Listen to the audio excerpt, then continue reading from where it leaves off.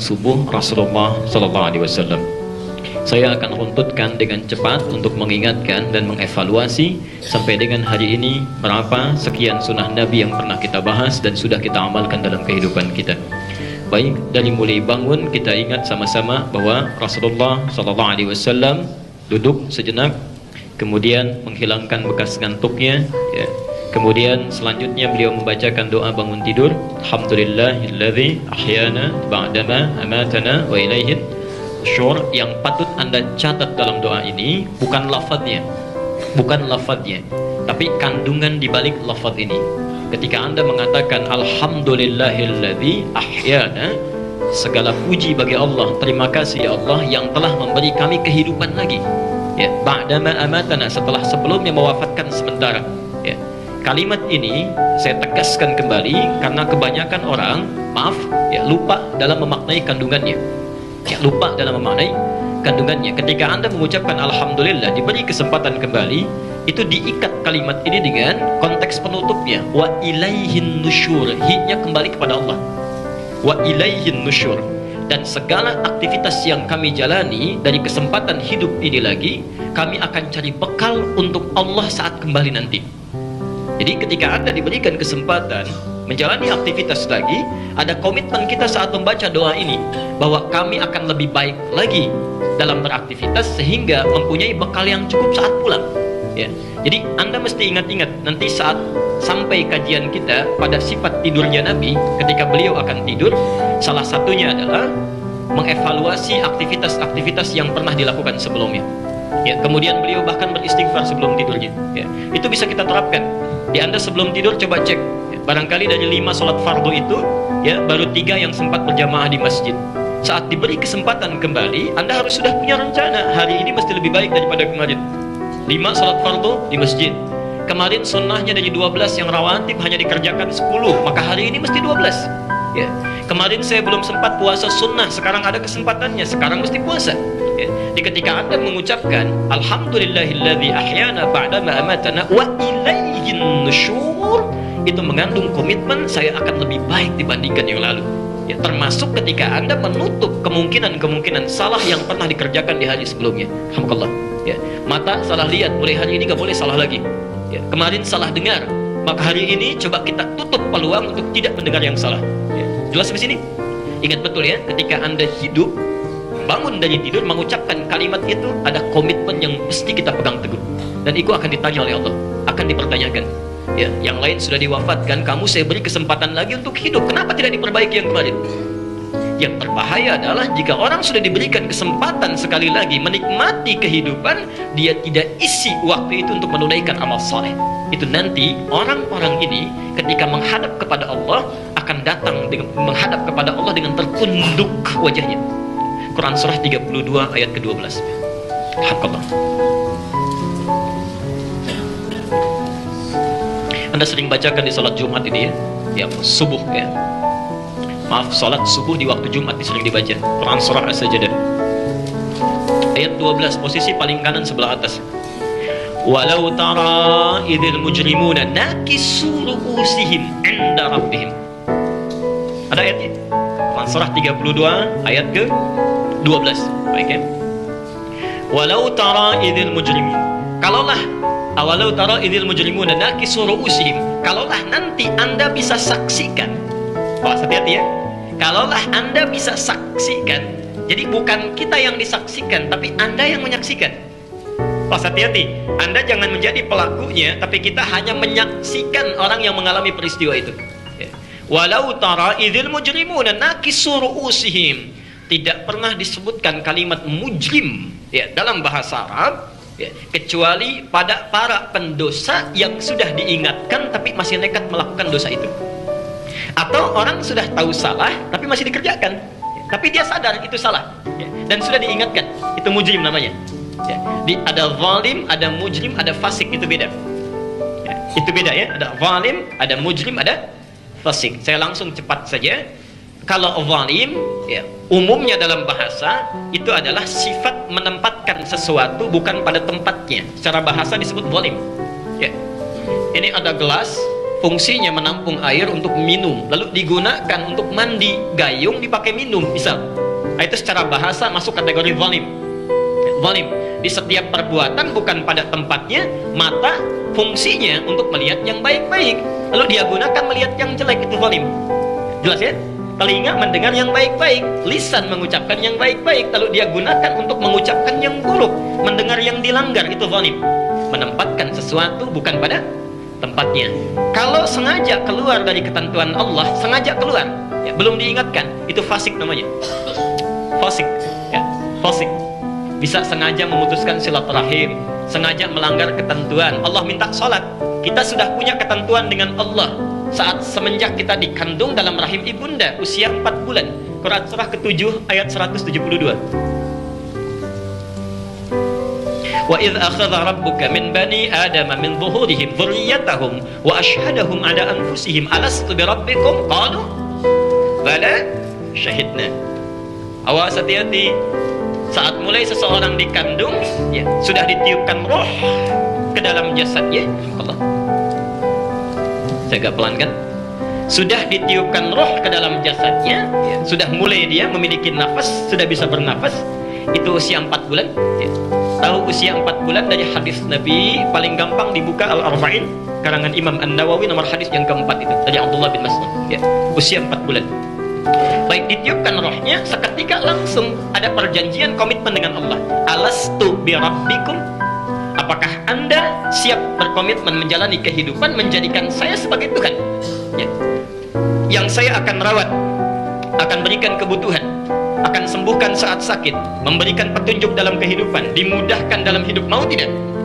Maka dijawab oleh setiap janin yang melekat roh padanya saat itu, bala, pasti kami ikuti, pasti. Nah, komitmen menjadikan Allah sebagai Tuhan harus dibuktikan dengan menjalankan segala apa yang Allah perintahkan, menjauhi larangannya. Nah, satu kali ketika dia sudah lahir ke dunia, muncul masa baliknya, Allah menagih komitmen itu, ya. Sekarang tunaikan salat. Al-Baqarah 43, aqimus salat, ya, tunaikan salat. Nah, perhatikan, ketika diminta menunaikan salat, sengaja tidak salat misalnya.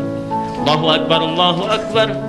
Kemarin juga udah salat subuh, masa sekarang salat subuh lagi? Misal, ya, baru aja salat zuhur, kok sudah muncul salat asar lagi? Misal, sekali-kali saya tidak salat. Nah, saat orang ini tidak mengerjakan salat, melanggar perjanjian yang sudah dibangun dengan Allah, maka itu dinamakan dengan fasik. Jelas di sini? Baik. Al-Baqarah, Quran surah ke-2, dari ayat ke-26 sampai ayat ke-28. Itu umumnya tentang orang fasik. Nanti dibaca kemudian. Tapi kalau ada orang yang sudah diingatkan, dia salah, ada keliru, diberikan pengetahuan, Anda keliru jangan lakukan lagi, ya. Anda salah jangan kerjakan lagi, tapi tetap melakukannya, maka kalimatnya berubah dari zalim, dari fasik menjadi mujrim. Ya, jelas di sini? Baik. Zalim, salah menempatkan sesuatu. Fasik, keluar dari ketentuan. Oke? Baik. Yang terakhir, mujrim adalah orang yang nekat sengaja melakukan kesalahan setelah dia diingatkan. Ya. Baik. Nah, orang-orang yang terakhir ini setelah diingatkan masih tetap ngotot berbuat salah, maka setelah melihat dampak kesalahannya di akhirat nanti, orang-orang datang dengan mengangkat kepalanya menghadap kepada Allah, yang ini tertunduk begini karena paham ada sesuatu yang keliru dalam hidupnya. Yang menarik bukan itu. Perhatikan kalimatnya. Saat tertunduk inilah dia mengatakan, Rabbana, Quran surah 32 ayat 12, absarna wa sami'na. Lihat ujung ayatnya. Farji'na na'mal salihah inna muqinun. Ya Allah, sekarang kami saksikan kami memang salah, ya. Kami siap mendengar, kami dengar, kami tahu kami keliru. Mohon beri kesempatan sekejap saja untuk kembali, walau sekejap. Kami akan perbaiki dengan berbuat amal saleh. Allah, mohon beri kesempatan sekejap saja untuk kami memperbaiki amal saleh kami. Nah, Anda saat di dunia ini sudah diberikan kesempatan oleh Allah hari ini, ya. Maka pada saat satu nanti kembali kepada Allah, tidak ada kesempatan untuk kembali lagi. Seharusnya saat ini ketika diberikan kesempatan, perbaiki yang kemarin, ya. Ada sesuatu yang kurang kita lengkapi, maksiat yang pernah dikerjakan tinggalkan, karena besok lusa itu tidak akan mungkin bisa balik lagi. Karena ayatnya diteruskan, walau syi'na la'ataina kulla nafsin hudaha. Perhatikan, kalau kami berkehendak, kami akan berikan saat ini kesempatan, bahkan hidayah. Tapi maaf, orang mujrim tempatnya spesial. Walakin haqqal qawlu minni la amla'anna jahannama minal jinnati wan nasi ajma'in. Kalau orang berbuat salah, tidak pernah dengar peringatan sebelumnya, barangkali dalam tanda petik masih ada kesempatan. Tapi kalau orang sudah salah diingatkan masih salah juga, dengan cara apa lagi mesti diberi peringatan? Maka Allah memberikan gambaran orang mujrim yang sudah diberikan kesempatan tidak dimanfaatkan, maka orang ini diancam langsung. Kalau Anda siap, silahkan persiapkan diri untuk menghadap pada neraka jahanam. Baik. Maka bertakwalah kepada Allah ketika Anda mengucapkan alhamdulillahilladzi ahyana ba'da ma amatana wa ilaihin nusyur. Lihat, hari ini mesti lebih baik dibandingkan yang kemarin. Yang keempat, kemudian membaca doa ya, supaya membuat peta rencana apa yang mesti lebih baik ini. Nah, gambaran kebaikan itu lalu ditampilkan di 10 ayat terakhir umumnya surah Ali Imran ya, yang di inna fi khalqis samawati sampai seterusnya ayat ya. Jadi duduk, menghapus bagian bekas ngantuk, membaca doa bangun tidur, dan 10 ayat terakhir surah Ali Imran. Mudah-mudahan bagian keempat sudah dihafalkan insyaallah. Karena sudah 1 tahun, sekarang sudah tahun yang baru ya. Masa dari kemarin 2 ayat, 5 ayat ya. Baik. Insyaallah, semoga Allah memberikan kemudahan. Tidak cukup dengan amin, teruskan, hafalkan ya, praktekkan. Baik. Bangun, cuci tangan. Sudah, kemudian Anda berwudu. Kalau ada yang melakukan hubungan seksual suami istri, hubungan biologis, maka mandi dulu ya. Setelah itu tahajud.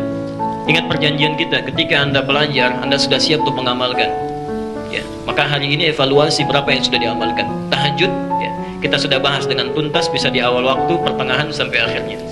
Selesai menunaikan tahajud ya, hati-hati, berikan jeda waktu menjelang fajar ya. Jadi jangan sampai Anda selesai tahajud, fajar datang gitu ya. Ada jeda waktu kalau bisa, ada jeda waktu, walaupun tidak salah ya. Mungkin ada yang bangunnya terlalu akhir sehingga ketika tahajud selesai witirnya tiba-tiba adzan berkumandang. Salah sih tidak ya, cuma Anda kehilangan kesempatan yang selanjutnya. Jeda antara selesai tahajud lail dengan fajar ada satu waktu yang disebut dengan sahar ya. Saya ingatkan dulu, namanya sahar. Baik, Quran surah ke-51 ayat 18. Mohon izinnya, ini nggak bisa geser sendiri, jadi harus digeser. Baik. Saya ingin ingatkan dengan cepat, pelan-pelan sebelum kita ke sini. Malam dalam bahasa Arab disebut dengan lail. Malam.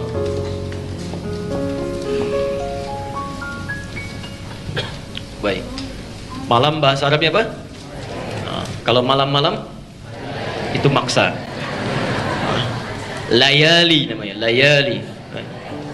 Jangan maksa kalau tidak tahu ya. Maksakan. Baik. Dulu kami pernah sekolah di pesantren, gurunya nanya, bahasa Arabnya tidur apa? Naum. Kamu tidur, tanam. Kamu tidur-tiduran, tanam-tanaman Pak. Itu dia tepat. Baik. Kalau selesai lail, malam sudah tuntas misalnya, selesai malam, muncul apa? Nah, ini yang penting kita tahu. Muncul fajar, tapi sebelum fajar ada waktu yang sangat singkat. Ya, jeda antara lail dengan fajar. Waktu ini begitu singkat, sangat singkat. Ya, barangkali sekitar 15 sampai 20 menit saja. Ya, namanya sahar. Kalau sekarang subuh 4.18, ya sekitaran jam 4 lah ya. Jam 4. Namanya sahar. Saharun.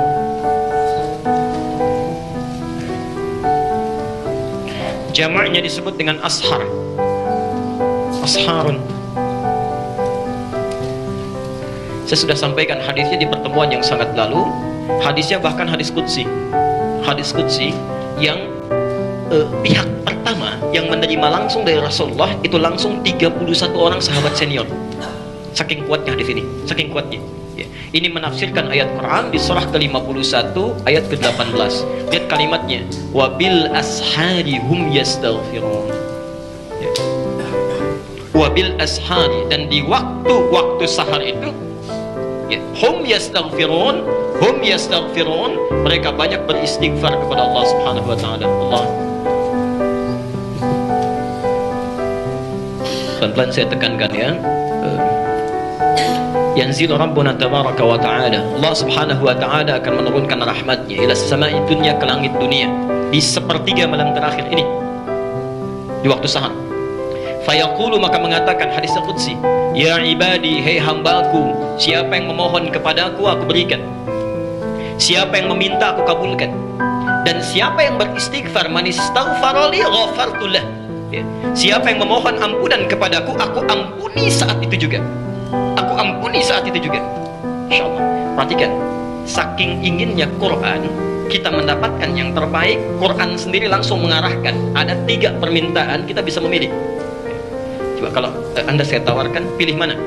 Minta diberikan, doa dikabulkan, atau istighfar diampuni? Dipikirkan dulu, jangan dulu dijawab ya. Barangkali rumah belum beres ya, mobil kredit belum selesai, itu kan? Nah, macam-macam. Ayo, minta mana? Doa dikabulkan, permintaan dijawab, atau istighfar diampuni?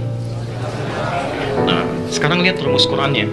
Dan ini rumus diambil oleh Ibnul Qayyim Al-Jauziyah yang menyampaikan pesan, bagus sekali kalimatnya.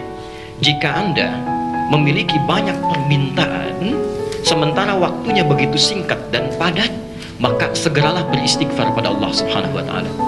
Istighfar. Karena istighfar itu, ya, awas dampak dari istighfar, menggugurkan dosa-dosa. Kalau dosa sudah hilang, yang tersisa kebaikan. Kalau kebaikan sudah muncul, dosa sudah kosong, maka melahirkan cinta dari Allah Subhanahu wa taala. Cinta. Kalau orang sudah dicintai oleh Allah, tidak minta pun dia akan diberi. Di Anda nggak ucapkan pun, Allah sudah siapkan. Itu orang yang dicintai oleh Allah. Ya. Karena itu saat Allah mencintai seorang hamba, yang diberikan bukan dunia, yang diberikan ampunan dari dosa. Quran surah ketiga ayat 31. Qul in kuntum tuhibbunallaha fattabi'uni yuhibbukumullah. Allah akan cintai kalian saat Allah mencintai seorang hamba, wa yaghfir lakum dzunubakum. Allah akan ampuni seluruh dosanya. Baik, jelas di sini? Nah, jadi menjelang fajar, coba ya perbanyak istighfar pada Allah. Banyak istighfar. Baik.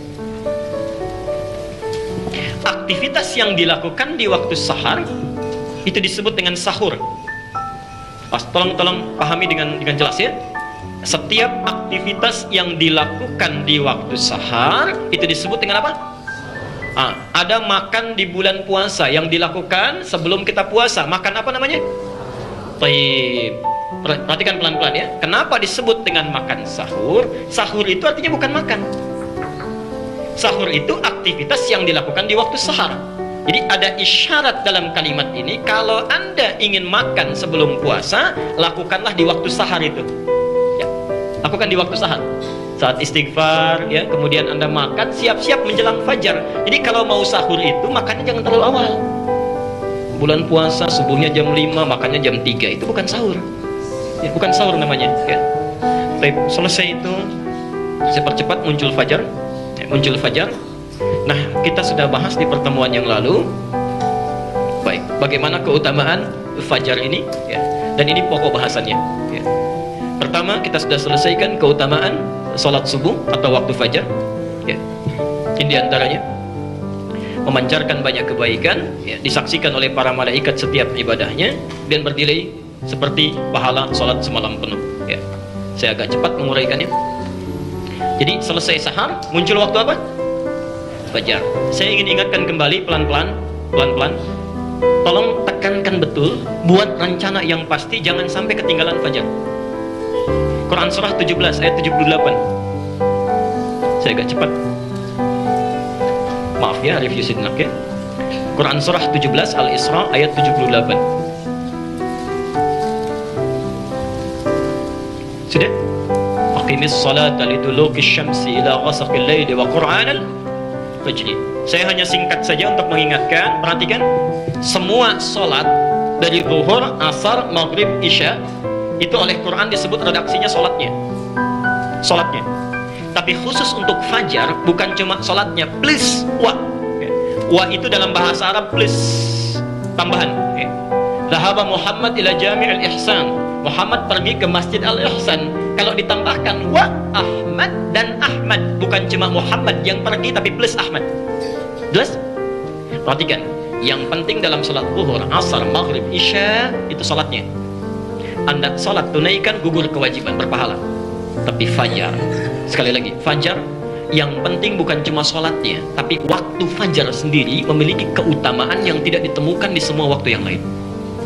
Maka bertakwalah kepada Allah. Hari ini kita sudah melewatinya, besok jangan ketinggalan. Jangan ketinggalan ya. Satu, kita sudah bahas ini, saya uraikan dengan cepat. Satu, waktu fajar satu-satunya waktu yang semua aktivitas ibadah kita dipersaksikan. Jadi kalau Anda berdoa, malaikat menyaksikan. Anda berzikir, malaikat mengikuti. Anda baca Quran, malaikat menyimak ya. Kita sudah bahas ini ya. Baik. Kemudian ibadah yang dilakukan di waktu fajar ya, lebih cepat mengantarkan kita ke surga. Karena saat Anda baca Quran, malaikat menyimak ya. Anda misalnya berdoa, malaikat mengaminkan. Anda beristighfar, malaikat memohonkan ampunan. Jadi lebih cepat terkabulkannya. Dengan istighfar dosanya gugur, Anda beramal, tiba-tiba amalan meningkat. Insyaallah. Ini misal ya, misal. Ada kotoran di sini. Saya buka, saya keluarkan misal kotorannya. Kosong nggak? Kalau saya bersihkan habis kosong ya? Kosong. Yang tersisa tinggal apa ini? Yang tersisa tinggal apa ini? Nggak ada apa-apa, kosong. Kosong. Nah, setelah kosong ini saya isi dengan yang baik-baik misalnya. Ada isinya nggak? Ada apa isinya? Masya Allah. Setelah yang baik-baik diisi, tiba-tiba ditutup misalnya begini. Maka di dalamnya terisi apa sekarang? Baik. Maka bagaimana dengan seorang manusia yang saat datang fajar, yang menyaksikan malaikat, Allah langsung melihat, tiba-tiba dia beristighfar kepada Allah, mengeluarkan kotoran dalam dirinya. Setelah dikeluarkan kotorannya, diisi dengan amal baik, dia berdoa, membaca, baru saja satu ayat Quran dibacakan, tertutuplah nilai kehidupannya. Dicabut oleh malaikat, selesai, waktu hidupmu di dunia habis. Pulang menghadap Allah Subhanahu wa ta'ala. Maka dia tertutup dalam keadaan sudah hilang dosa-dosanya, tersisa bekal kebaikannya. Itu paling enak begitu. Masya Allah. Jadi saat Anda diwafatkan, dosa sudah selesai, kebaikan dilakukan ya. Saya pernah kisahkan kan seorang sahabat Nabi namanya Utsairim ya, diminta masuk Islam oleh Sa'ad bin Mu'adz. Kata beliau, nanti saja, pikir-pikir dulu. Begitu sampai pada fase perang Uhud, barangkali Ustaz Khalid sudah cerita ya, masuk ke perang Uhud, qadarullah orang ini menyatakan saya masuk Islam katanya. Masuk Islam. Ini belum pernah ruku, belum pernah sujud, belum pernah ibadah. Cuma menyatakan masuk Islam, ikut perang Uhud. Qadarullah syahid dalam perang Uhud. Kata Rasulullah SAW, ini orang paling beruntung di muka bumi. Modalnya sedikit, keuntungannya banyak. InsyaAllah. Anda diberikan kesempatan fajar, barangkali menurut Allah, sebentar lagi kamu pulang, cepat istighfar, cepat, saya berikan kesempatan lagi. Anda istighfar, Masya Allah. Anda baca Quran, baru satu ayat, tiba-tiba ya ayuh Tuhan nafsul mutmainnah, pulang. Insya Allah. Pengen seperti itu. Besok fajar ya, masih ada misalnya. Masih ada besok insya Allah. Ayo sekarang kita masuk. Ini kita sudah bahas bahaya meninggalkan salat subuh, kita sudah bahas ini ya. Sekarang kita akan masuki bahasan yang penting, sifat salat subuh Rasulullah SAW. Jadi keutamaannya sudah dibahas ya, amalannya sudah ditampilkan, Anda tinggal tunggangi ya. Tapi salatnya belum ya, salatnya belum. Sekarang kita akan masuk pada bahasan, jika sholat sudah dipanggil untuk ditunaikan, apa kebiasaan Nabi yang dicontohkan pada kita untuk dikerjakan. Baik. Bismillahirrahmanirrahim, kita mulai bahasannya. Bapak Ibu sekalian, waktu sholat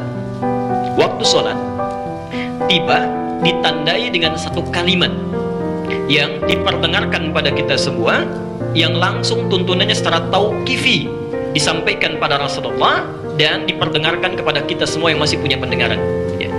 Nah, lafaz ini yang memberikan peringatan kepada kita bahwa waktu sholat telah tiba, itu disebut dengan azan. Azan. Tidak mungkin Anda sudah istighfar kemudian berdoa tiba-tiba sholat saja misalnya. Belum tiba waktunya ya. Sifat sholat Nabi diawali dengan pertanda menunggu dulu waktu sholat tiba ya. Jadi kalau Anda sudah selesai menunaikan ibadah-ibadah tadi ya, maka simak waktu untuk sekejap menunggu adzan ya. penanda waktu sholat telah tiba. Disebut apa? Tiba. Jadi apa yang dimaksud dengan adzan? Adzan artinya apa?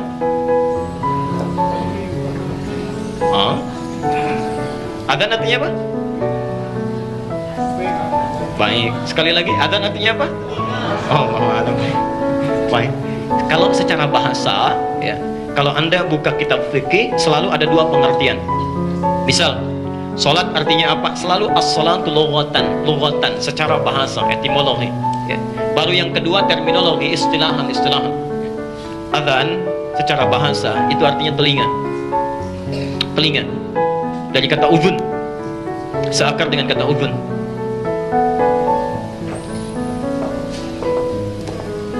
Kenapa lafaz ini disebut dengan adzan? Allahu Akbar dan seterusnya. Kenapa dinamakan dengan adzan? Seakan-akan memberikan isyarat bahwa panggilan sholat ini yang menunjukkan waktu sholat tiba itu pasti akan didengar oleh orang yang masih punya pendengaran, punya telinga, punya pendengaran. Dan Masya Allah, menurut penelitian, satu-satunya lafaz di muka bumi ini yang terus didengar oleh telinga itu adzan. 24 jam tidak selesai, terus berputar. Ya. Coba antum lihat deh ya, sekitaran Bekasi ini saja. Galaksi selesai adzan, tiba-tiba bergeser ke Jaka Permai. Jaka Permai selesai adzan, geser lagi ke sana, ke Perumnas, kemudian ke Kayu Ringin, kemudian ke Bintara, terus. Allah, 24 jam tidak selesai. Ya, Mesir selesai pindah ke Libya, Libya selesai pindah ke Tunisia, Tunis selesai ke Maroko, Maroko selesai ke Aljazair, geser sedikit dari Italia, Prancis, Spanyol, 24 jam. Kalau lafaz ini tidak berasal dari petunjuk Allah, hanya rekayasa manusia saja, tidak akan pernah terngiang-ngiang sampai dengan saat ini. Mustahil itu, mustahil. Adzan. Secara fikih, adzan itu adalah satu isyarat atau panggilan yang menunjukkan tibanya waktu sholat. Jadi kalau Anda misalnya sudah mendengar suara adzan, sudah didengar oleh telinga kita, itu menunjukkan waktu sholat telah tiba. Baik. Baik. Sekarang pertanyaannya, apa sunnahnya? Apa sunnahnya? Sifat sholat Nabi dalam sholat subuhnya dimulai dari sini. Ya. Saat adzan mulai berkumandang, beliau, Masya Allah, seorang Nabi, Rasul, dijamin masuk surga, jadi tuntunan surga tingkat paling tinggi, masih meluangkan waktunya sejenak untuk mendengarkan, meresapi dan menjawab seruan adzan. Di sunnah yang pertama. Pas hati-hati ya, kadang-kadang dianggap remeh tapi ini penting. Ya. Kita bacakan hadisnya dari Abu Sa'id Al-Khudri. Ya. Nabi SAW menyampaikan, "Idza sami'tumun nida, ya, faqulu mithla ma yaqulul muadzin." Idza sami'tumun nida, jika Anda mendengar, ya, mendengar an-nida. Ini bagus sekali ini. Bagus sekali. Di dalam Quran, panggilan adzan dan panggilan malaikat itu selalu menggunakan kata nida. Nida. Ya. Padahal panggilan, ajakan itu bisa menggunakan kata da'a. Da'a yad'u, ya, mengajak, memanggil. Tapi di sini memilih kata nida.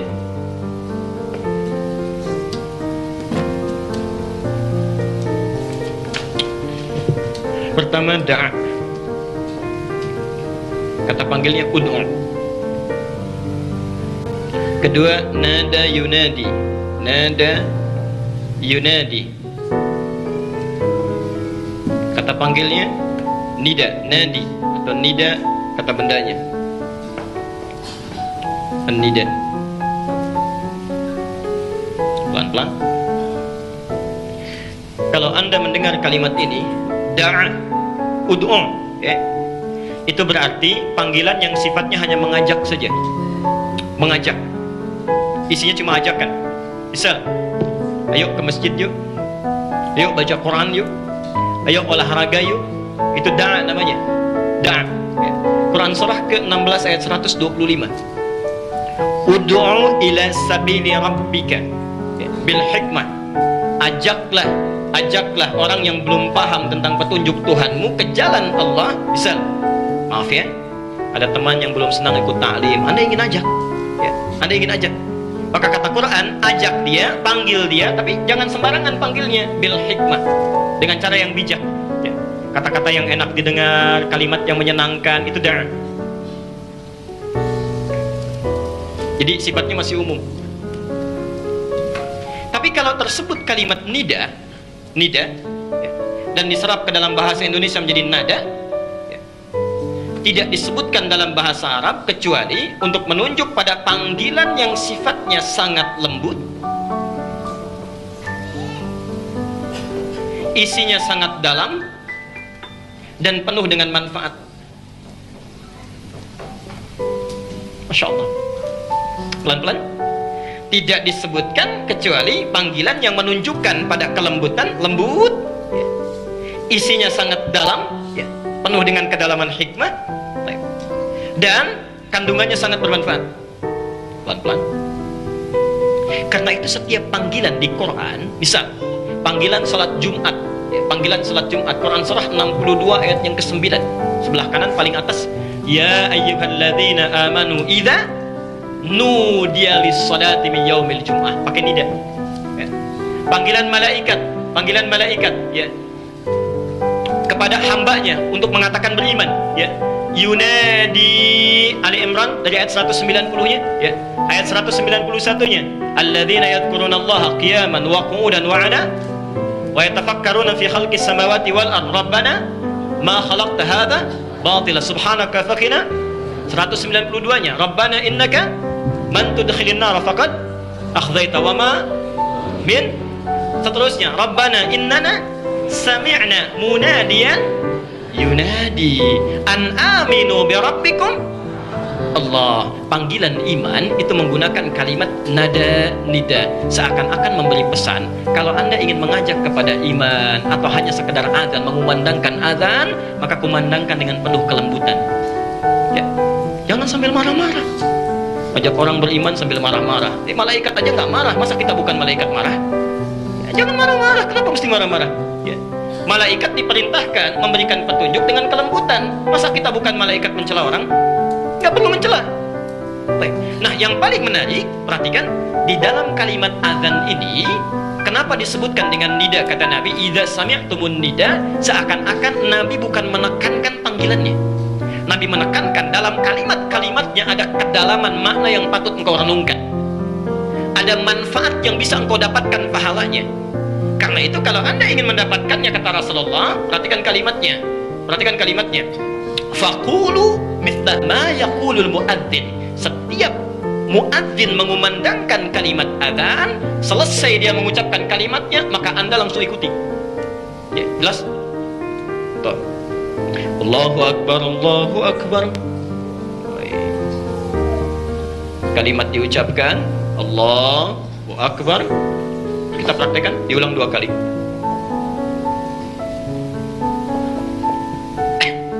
Saya akan agak pelan. Perhatikan, rumusnya kata Nabi, fayaqulu mithla ma yaqulul muadzin. Setelah muadzin mengatakan satu kalimat, kemudian kita ulang. Di sunnah Nabinya bukan ngobrol, bukan diskusi. Ini maaf Anda yang sudah belajar, ketika nanti adzan dikumandangkan, mau zuhur, mau asar, saat dikumandangkan, kalau ingin dapat manfaat dari adzan, dapat pahalanya, ingin meningkatkan imannya, ayo respon, jangan ngobrol. Ini muadzin sedang sibuk memberikan petunjuk kepada kita dengan izin Allah, Anda malah bicara, nggak akan dapat. Jelas di sini? Baik. Satu, kata Nabi, begitu diucapkan, kita ulang. Allahu Akbar, Allahu Akbar. Apa yang kita ucapkan?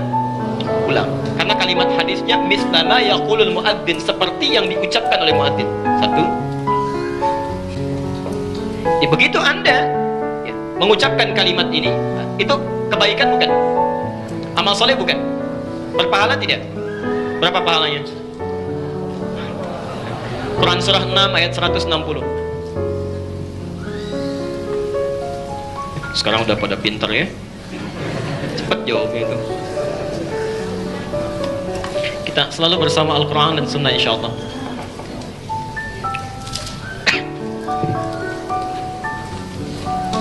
Ada? Quran surah 6 ayat 160. Man jaa bil hasanati falahu asyru amthaliha. Falahu asyru amthaliha. Ada ayatnya? Baik. Perhatikan. Siapa yang mendatangkan, melakukan satu kebaikan, dia akan dapat 10 pahala yang semisalnya. 10 pahala.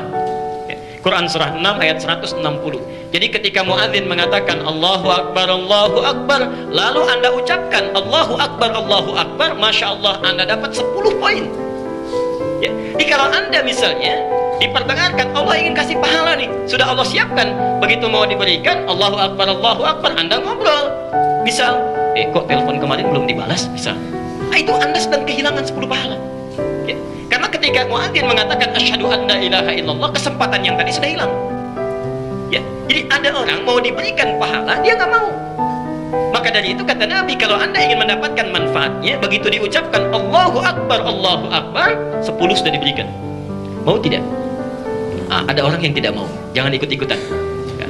Baik, itu bagi orang yang menjawab. Bagi muadzinnya berapa? Yang azannya berapa pahalanya? Masya Allah. Bagi yang azannya 1, dia mendapatkan 10 kebaikan untuk dirinya, dan mendapatkan 10 kebaikan lagi dari setiap orang yang menjawabnya. Jadi kalau ada di masjid 500 orang, maka muadzin ketika mengucapkan kalimat itu dijawab oleh orang 500 itu, maka dia mendapatkan 5.000 pahala kebaikan. Dari yang ada di masjid saja, belum yang ada di tempat rumah lain, belum ada pedagang yang di pasar mendengar itu langsung tergerak untuk datang. Itu baru manusia, belum jin yang mungkin dengar, belum malaikat yang menyaksikan. Allah, berapa pahala yang sudah disiapkan. Ya, karena itu nanti dalam hadis Hasan Sahih riwayat At-Tirmidzi, ada satu bukit yang sudah dipersiapkan khusus untuk para muadzin ketika hari hisab tiba. Bukit itu lebih wangi dibandingkan dengan minyak miski za'faran, ya, minyak wangi yang paling harum yang berada di muka bumi. Itu khusus untuk para muadzin. Ya, Masya Allah. Apa dalilnya? Hadis Muslim nomor hadis 1893.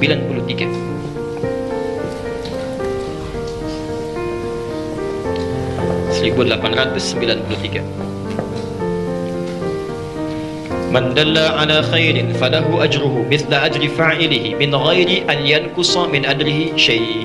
Siapa yang menunjukkan pada satu kebaikan, memfasilitasi pada kebaikan, dikerjakan oleh orang lain yang mendengarkannya, mendapatinya, dia dapat pahala yang sama dengan yang mengerjakan tanpa dikurangi sedikit pun. Dia azan Allahu Akbar, ngasih petunjuk, diikuti oleh 500 orang, maka dia dapat pahala dari 500 orang ini tanpa dikurangi sedikit pun. Masya Allah. Tapi informasi saja, di Al Ihsan sudah ada muadzinnya, ya, jadi silakan cari di tempat lain. Masya Allah. Baik. Jadi kalau sudah tiba waktu sholat, muadzin tidak ada, jangan saling dorong-dorong. Bapak aja uswaya, saya kebetulan sedang ada masalah. Cari masalah ya. Sudah Anda sholat, tunaikan. Ya. Pahala sedang akan dikasih nih. Kamu kurang pahalanya, cepat. Allah itu alihkan kepada yang lain supaya Anda yang dapat. Ya. Jadi jangan, tidak perlu merdu lah. Ya. Yang penting ada sedikit kesesuaian ya. Baik. Baik. Ya, teruskan. Oh maaf, sebelum kesini kita satu lagi. Tadi untuk mendapatkan manfaat pahalanya itu dijawab. Tapi ada satu hal yang penting untuk kita ketahui yang pernah dilakukan oleh Ali bin Abi Thalib. Ya. Dan ini diresapi oleh Abu Bakar. Masya Allah. Kalau kita ingin mendapatkan kekhusyuan dalam kalimat-kalimat yang dilafadzkan baik di Quran, di hadis ataupun kalimat nida, maka satu yang penting bisa kita lakukan adalah memahami kandungan bacaannya. Memahami kandungan bacaannya itu yang paling penting. Ya. Quran surah ke-9 ayat 122.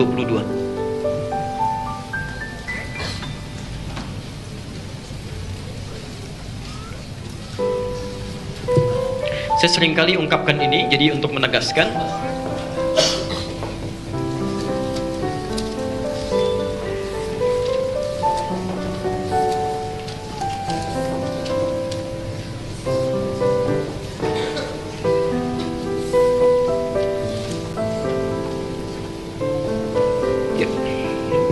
perhatikan sini.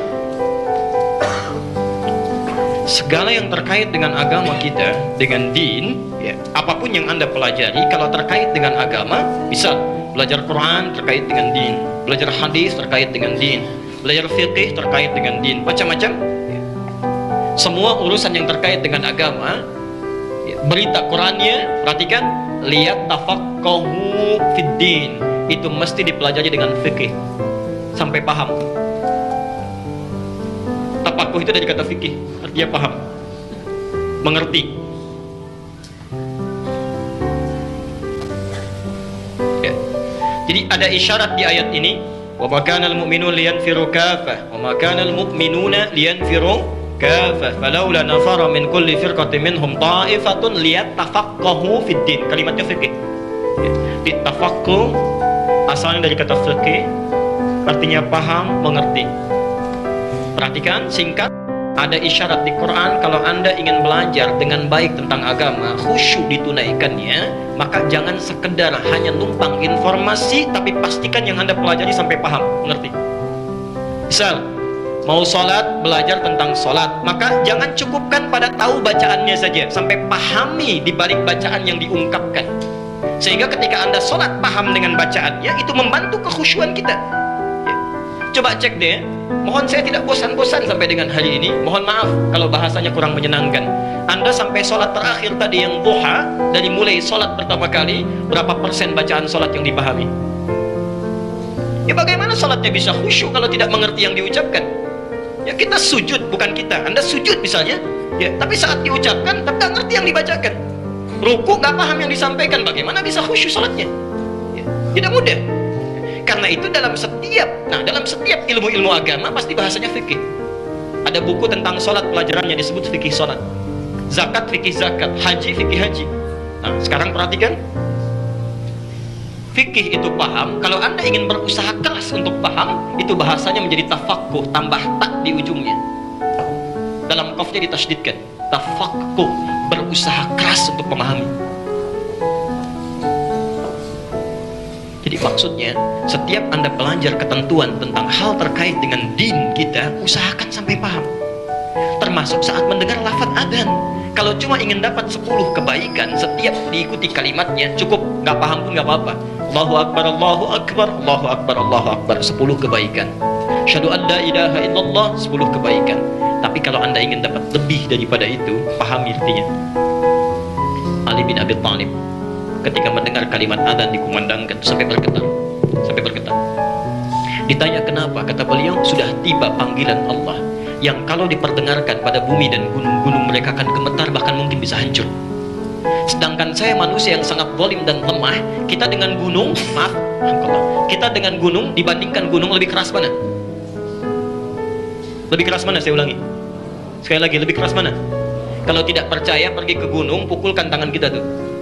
Ya, kalau gunung yang sakit berarti kita lebih keras. Kalau tangan kita yang sakit berarti kita lebih lemah. Lebih tinggi mana? Gunung. Ya, makanya ada peribahasa dalam bahasa Arab, orang sombong itu orang yang seperti naik ke atas gunung. Ya, melihat di sekitarnya seperti kecil, padahal dia lupa dia pun dilihat dari bawah itu kecil. Ya, di orang sombong itu orang yang seperti naik ke atas gunung lalu melihat ke bawah, semuanya kecil, dia sendiri yang tinggi. Ya, dia lupa bahwa orang yang di bawah melihat dia pun kecil. Ya, itu yang unik tuh. Ya, itu yang unik. Nah, Ali mengatakan gunung saja yang kuat bisa gemetar, masa saya yang lemah tidak gemetar? Ada apa di balik kalimat itu? Nah, yang paling luar biasa jawabannya ada pada saat Abu Bakar mengucapkan kalimat ini dalam sholat. Saat takbir pertama kali, Allahu Akbar. Kalimat apa yang diucapkan? Takbir pertama kali disebut apa? Apa yang diucapkan? Tahu dari mana? Abu Dawud nomor hadis 817. Fayaqulu Allahu Akbar, maka ucapkanlah Allah. Abu Bakar saat mengucapkan ini bertakbir mengatakan Allahu Akbar, langsung bergetar. Kata Abu Bakar, perhatikan kalimatnya, sudah tiba panggilan yang saat diperdengarkan, saat dilakukan harus bisa menjadikan diri kita lebih rendah. Hanya Allah yang paling agung. Saya takut ketika sholat itu mengucapkan Allahu Akbar, saya membawa kebesaran dalam diri saya. Walaupun sekedar orang mengatakan, wah Anda khusyuk ya sholatnya, itu takut kalau membawa sholat saat takbir, takut membawa perasaan disebut khusyuk itu. Abu Bakar. Pelan-pelan, saya sempurnakan dulu ya. Ada kabir, ada akbar.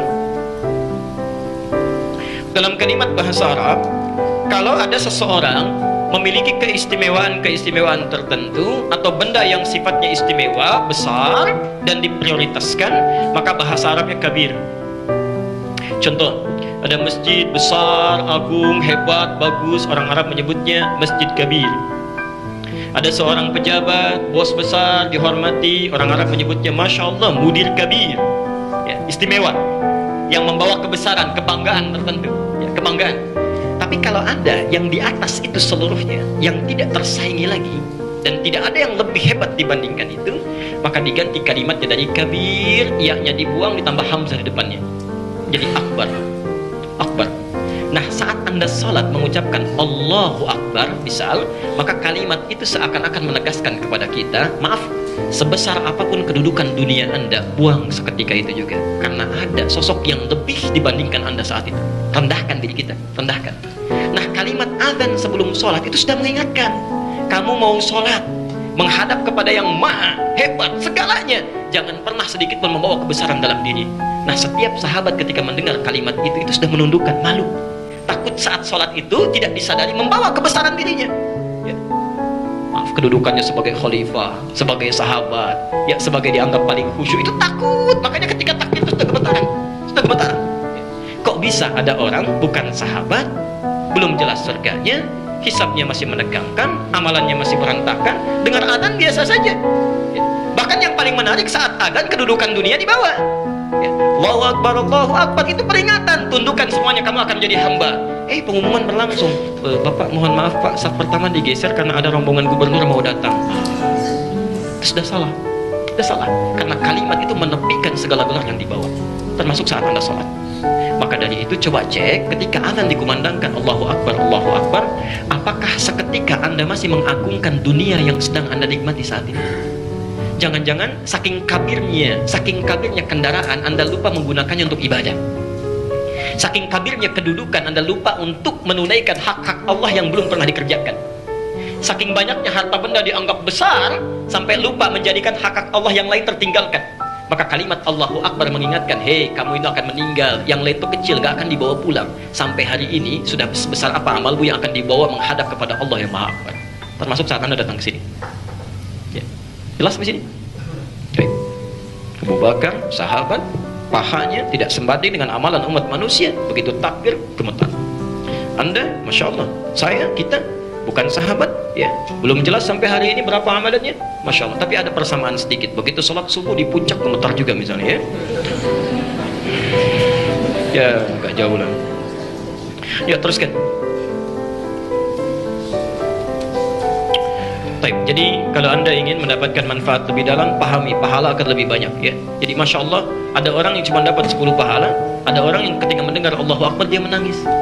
Lalu dia tangisi, ya Allah, kok bisa saya pakai baju sampai hari ini padahal diberikan nikmat, kok belum pernah baju ini dipakai untuk sholat, belum pernah baju ini menjadi saksi saya pernah mengenakannya saat baca Quran, belum pernah pakaian ini menjadi saksi bahwa saya pernah menggunakannya saat taklim, padahal kau berikan pada saya, ya.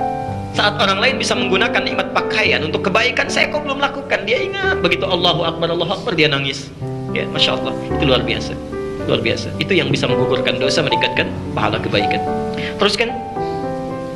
Adzan sudah selesai dikumandangkan, Anda sudah berdoa, maka sunnah yang selanjutnya, ya, tidak langsung kita menunaikan sholat subuh, tapi kita prioritaskan dulu satu sholat yang sangat penting dan jumlahnya hanya 2 rakaat, ya. Disebut dalam hadis dengan 2 rakaat fajar. Hadis Muslim nomor hadis 725.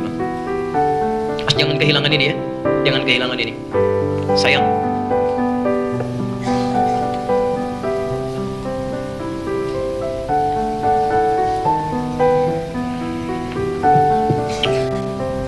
$5 miliar, Masya Allah, banyak tidak? Banyak. Yang kedua, dunia dan seisinya, Masya Allah. 5 miliar sudah ditumpuk di koper, disimpan di hadapan kita, diberikan pilihan kepada kita, pilih mana? Pilih 5 miliar atau dunia dan seisinya. Saya malah, kenapa pesimis begitu? Iya. Ada yang bilang masa. Jadi saya ulang, ya, 5 5 miliar, sudah dikoper, ditumpuk-tumpuk gitu ya, siap disimpan. Terus diberikan pilihan, pilih mana? 5 miliar atau dunia dan seisinya? Yang 5 miliar angkat tangan. Yang dunia dan seisinya? Baik. Secara logika, kalau ada orang memilih ini, ya, saya tidak tahu kata apa yang paling tepat untuk mengungkapkan. Ya. Tapi orang ini, ya, bahasa lembutnya salah pilih. Salah pilih. Ya, kalau dunia dan seisinya berarti lebih dari segalanya kan? Ya, lebih daripada ini. Ya. Ustadz, bisa nggak dapat 5 miliar plus dunia dan seisinya misalnya? Nah, itu maksa ya. Anda udah dikasih ini, berarti sudah dapat ini. Ya. Masya Allah. Nah, Nabi menawarkan, jika Anda bisa menunaikan sholat 2 rakaat fajar sebelum subuh itu, yang sudah kita ketahui hadisnya, Masya Allah, itu sudah disiapkan dunia dan seisinya. Disiapkan dunia dan seisinya. Dan disebut bukan cuma dunia dan seisinya, lebih baik daripada dunia dan seisinya. Raka'atul fajri, 2 rakaat yang Anda tunaikan mengiringi sholat subuh itu, 2 rakaat fajar, khairun, lebih baik minad dunya wa ma fiha, daripada dunia dan seisinya.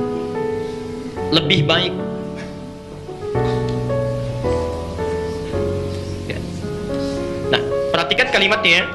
Kalimat ini, minad dunya, ada menggunakan min.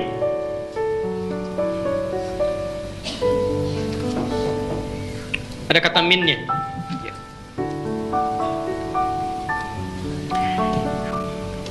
Min itu punya 2 arti dalam bahasa Arab. Agak pelan-pelan. Min, huruf min dalam bahasa Arab itu memiliki 2 arti, 2 makna. Satu, menunjukkan makna min at-tab'id. At-tab'id menunjuk makna sebagian.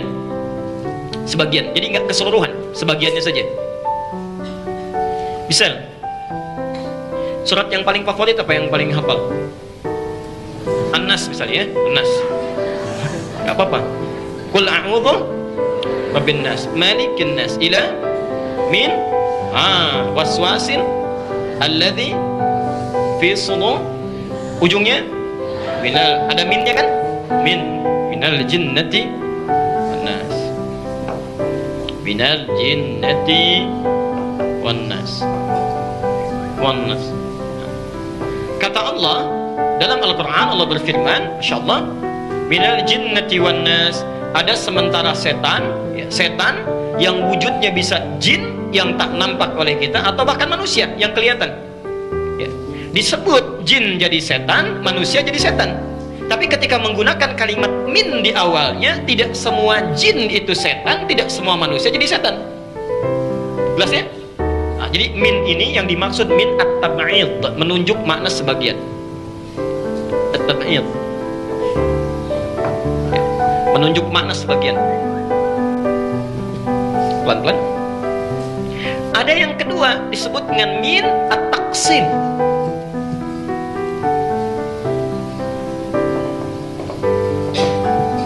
Bimakna al-muqaranah. Perbandingan.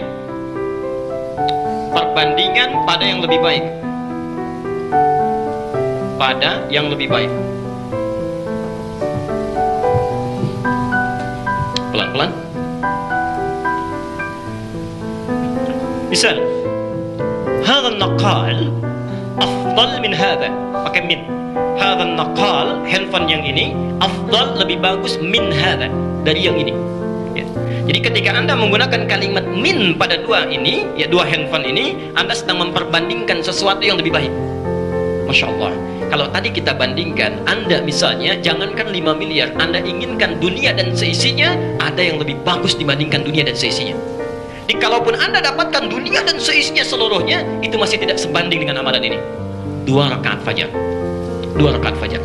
Ya, jadi pertama, hadis ini ingin menunjukkan pahala yang sangat besar, bahwa sholat ini sekalipun cuma sholat sunnah, tapi nilai pahalanya itu lebih banyak, lebih bagus dibandingkan Anda memiliki semua dunia dan seisinya. Wah, Anda yang punya misalnya sejaka permai saja segini punya Anda misalnya, bisa pakai nggak? Silahkan tuh, mobil sedunia punya Anda, mobilnya aja tuh, bisa pakai nggak? Capek itu hidupnya tuh. Capek ya. Jadi buat apa nyari-nyari dunia? Kumpulkan, sudah dikumpulkan meninggal, nggak dibawa lagi. Ya, Masya Allah, kumpulkan, pengen beli handphone, begitu dapat Allah sudah kasih fungsi handphone untuk nelpon, ya sampaikan kabar, ketik SMS, pengen yang hebat, nabung, begitu dapat 5 juta mau beli handphone, di jalan meninggal dunia, belum dipakai lagi, ya Allah. Nah, Anda lakukan satu amalan ini lebih baik daripada, jadi ini ingin menerangkan satu pahala. Jadi orang yang terbiasa menunaikan salat fajar, 2 rakaat fajar, artinya orang ini sudah mendapatkan bekal lebih daripada dunia dan seisinya untuk pulang. Dan ini akan dicari, hati-hati ya. Nanti saat hisab, insya Allah kita saksikan bersama. Saat hisab di akhirat nanti, yang pertama dihisab amalan fardu, salat dulu. Kalau yang wajib sudah selesai, Anda kurang amalan, itu nanti akan dicari yang sunnah. Dicari yang sunnah. Nah, peluang ibadah sunnah terbaik yang banyak pahalanya, diantaranya ini. Ya. Jadi kalau Anda tidak pernah tertinggal salat fajar, itu sekali salat fajar lebih baik daripada dunia dan seisinya. 2 kali lebih baik daripada dunia dan seisinya. Ketika Anda diwafatkan, hilang amal wajibnya, fardunya selesai, dihisab tuntas kurang amalan, maka ini akan memberatkan mizan. Berat. Amalan sunnah lain barangkali sedikit naiknya. Begitu ini, Allah, ya, tingginya luar biasa. Jelas di sini? Baik. Jadi mohon maaf kalau besok dikasih kesempatan bangun, karena itu tidak tiap hari. Tidak tiap hari, itu bergantung saat hidupnya kita. Ya, jadi besok Anda masih hidup, dapat. Besoknya belum tentu. Ya. Jadi begitu Anda punya kesempatan dibangunkan oleh Allah, segera rencanakan. Tidak boleh ketinggalan sholat 2 rakaat fajar. Jelas sampai sini?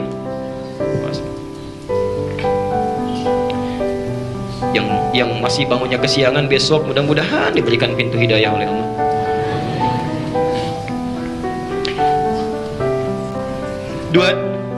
Satu pahala.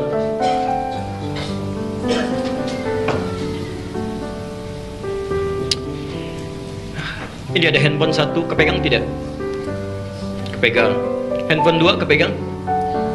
Ya, handphone 200 kepegang nggak? Tidak. Baik, perhatikan. Ini ada satu makna yang sangat penting di hadis ini. Yang dimaksud dunia dan seisinya bukan sebatas pahala yang sangat banyak, tapi Allah akan memberikan karunia yang besar kepada kita untuk menundukkan dunia dalam pandangan kita. Itu maksudnya. Jadi kalau orang terbiasa menunaikan sholat fajar, maka sikap hidupnya akan mencari dunia untuk sekedar kebutuhannya saja. Dunia ditundukkan. Di orang ini tidak disibukkan hidupnya untuk mencari dunia. Nafsunya ditekan, sifat takwanya muncul.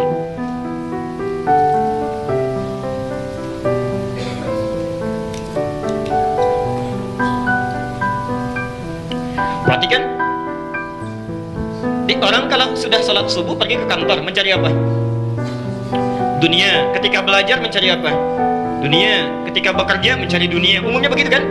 Nah, ini ada orang yang dunia sudah didekatkan oleh Allah, ditundukkan. Semua yang ada di dunia ditundukkan pada dirinya. Bukan orang ini yang mencari dunia, dunia yang sudah menunggu untuk dijemput. Dunia yang mendatanginya. Karena itu sifat orang yang selalu menunaikan sholat fajar, dunia dijadikan kecil pada dirinya dan mudah untuk diraihnya. Nafsunya ditekan. Nafsu itu kan sifatnya ingin. Kalau ini sifatnya butuh. Ya.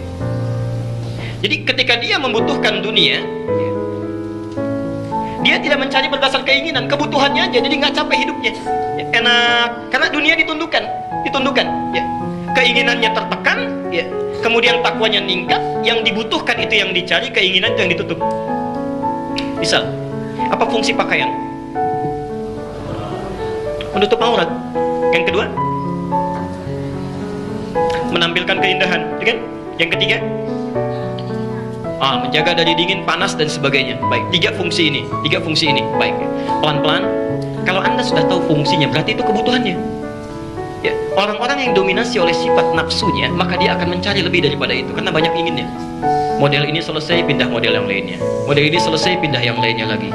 Bosan di tempat ini, pindah yang lainnya lagi. Dunia menjadi besar bagi dirinya, karena banyak yang dicarinya. Yang ini tidak. Karena terbiasa menunaikan sholat fajar, ditanamkan dalam jiwanya, dunia dijadikan kecil. Karena kecil, yang dicarinya gampang, tidak luas jarinya. Dia hanya mencari apa yang paling dia butuhkan. Saya mau sholat, pakaian saya sudah nggak bagus. Dia cari yang bisa menutup sholatnya supaya tampil dengan lebih baik. Jelas sampai sini? Baik. Teruskan pelan-pelan.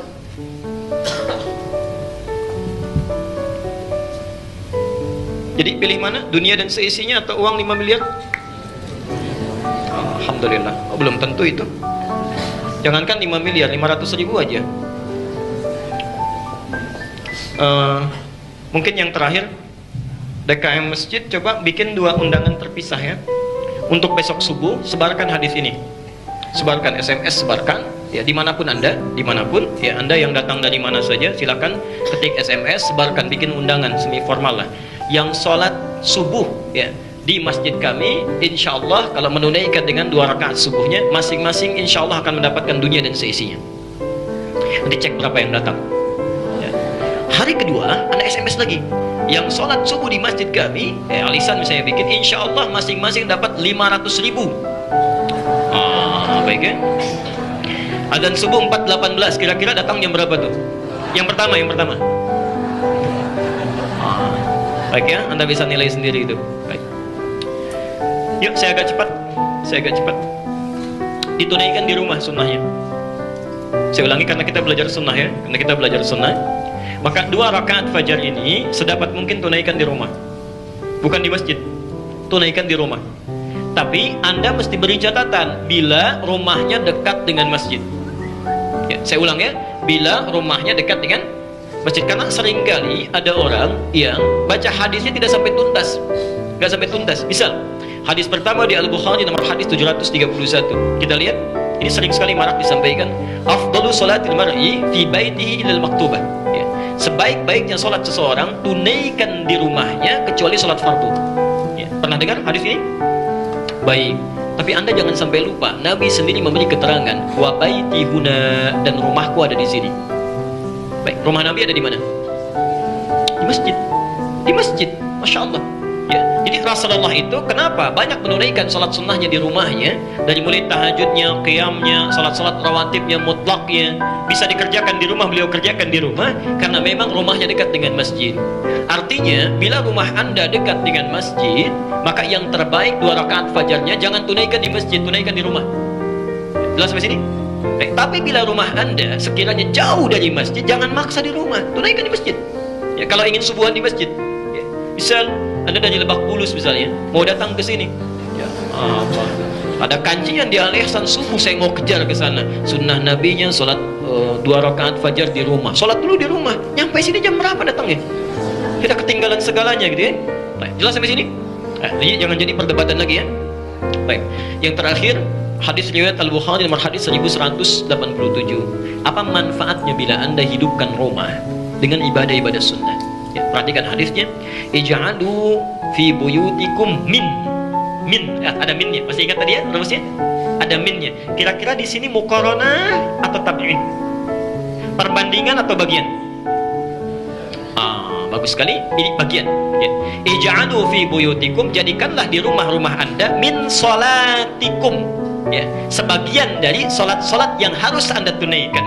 Jadi tidak semua salat harus kita kerjakan di masjid ya, ada sebagian salat yang harus kita kerjakan di rumah. Kata Nabi, hidupkan rumah itu, hidupkan. Wala tattakhidhuha qubura, jangan sampai anda jadikan rumah anda seperti kuburan. Tahu kuburan? Sudah pernah masuk? Bagaimana bisa tahu kalau belum pernah masuk? Baik, anda kalau lihat rumah dari luar kan tidak bisa bedakan mana rumah yang dipakai ibadah dengan yang tidak. Ya kan? Ingat, ada barzakh, ada kubur, itu lain. Ada barzakh, ada kubur. Pernah dengar alam barzakh? Ya kan? Alam kubur lebih menyenangkan mana, disebut alam barzakh atau alam kubur?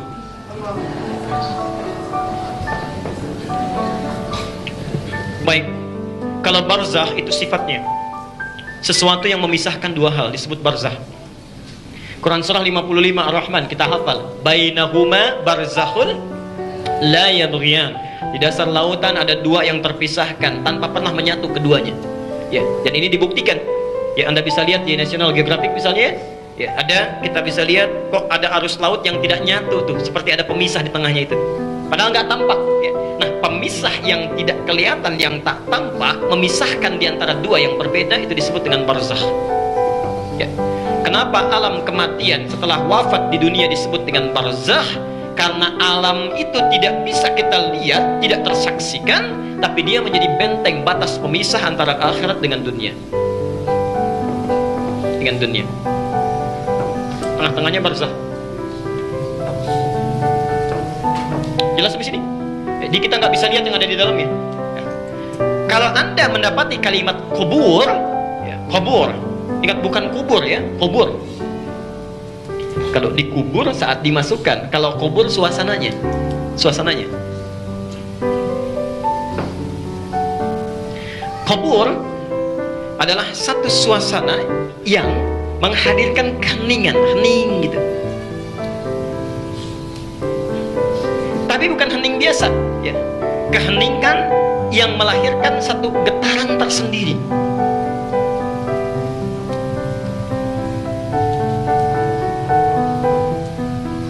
Coba cek, Bapak Ibu pergi ke danau yang tidak ada getaran, tidak ada gelombang, yang tenang gitu, terus lihat ke situ. Kira-kira hening tidak? Hening. Ada nggak getaran di hati? Belum tentu, cuma hening saja kan? Hening. Tapi coba lewat alam kubur, ya, alam barzakh tuh lagi ditumpulin, begitu lewat ke situ aja, sambil jalan, jangan pakai mobil, jalan begini. Baik, hening tidak suasananya? Hening. Ada getaran nggak di hatinya? Itu poinnya. Jelas ya? Pelan-pelan. Nah, pelan-pelan, sebentar. Rumah yang tidak pernah digunakan sebagai ibadah, rumah yang tidak pernah digunakan untuk ibadah, untuk sholat dan sebagainya, itu Masya Allah disebut dengan kubur. Seakan-akan memberikan pesan bahwa rumah itu hening, sepi dari amalan, seperti mayit yang sudah nggak bisa beramal lagi. Ini kalimatnya tajam sekali, bukan cuma tempatnya. Karena di dalam kubur itu, sesuatu yang menyebabkan bergetar itu apanya? Lihat mana kedalaman maknanya. Yang menyebabkan kita bergetar ketika lewat ke alam kubur itu apanya? Sebetulnya bukan tempatnya, tapi yang ada di dalam tempat itu, yang sudah nggak bernyawa itu. Itu disebut apa? Mayit. Ingat, ada mayit itu beda.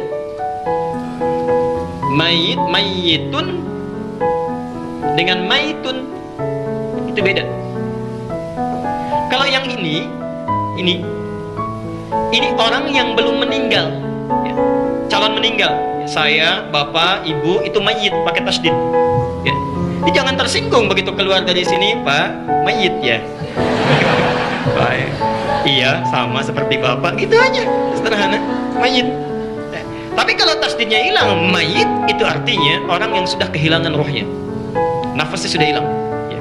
Maka hilang tasdidnya, dicabut, diambil tasdidnya ke atas nih, dicabut. Ya, siapa yang ngambil tasdidnya? Namanya maut. Ya.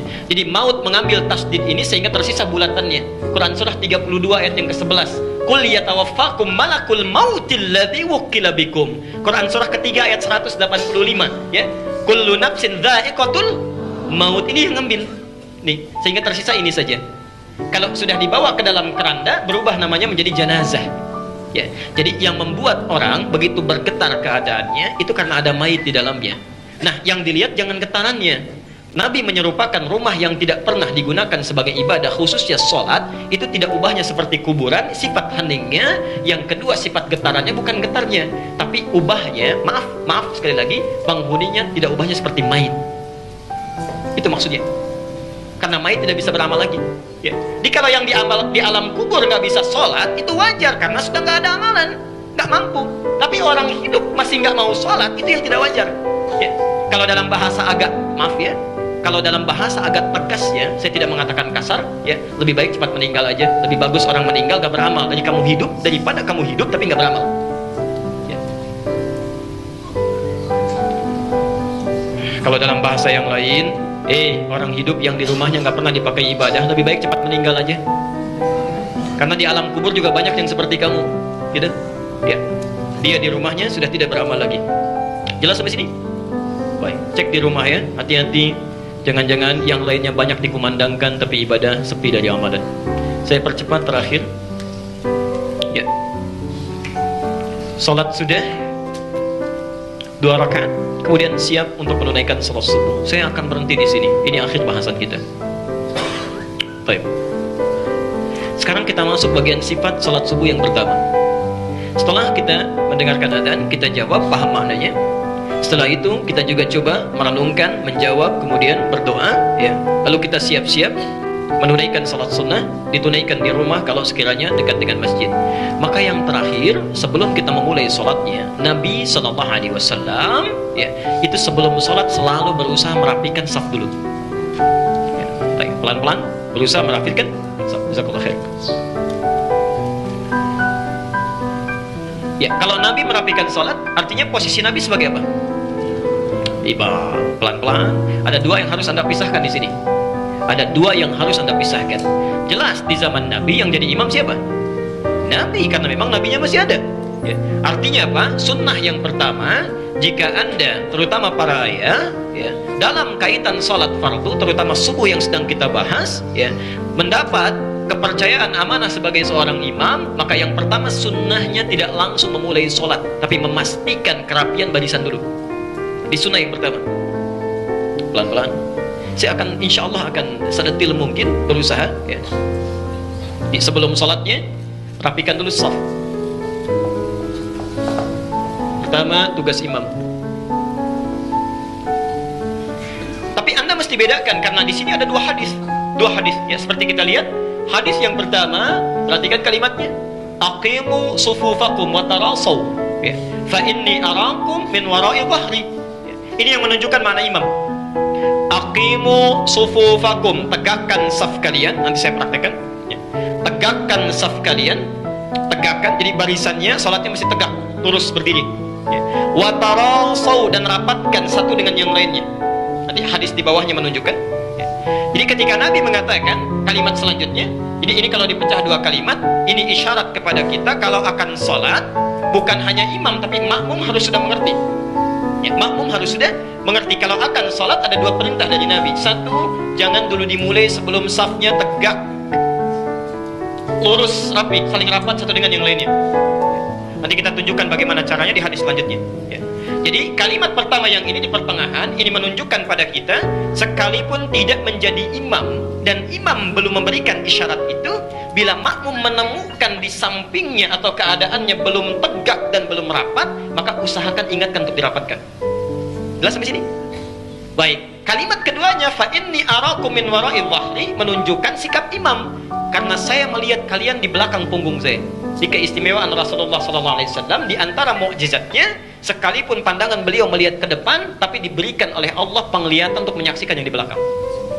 Jelas sampai sini? Itu di antara mukjizat Rasulullah SAW. Nah, ini kalimat kedua mengisyaratkan pada para imam, ya.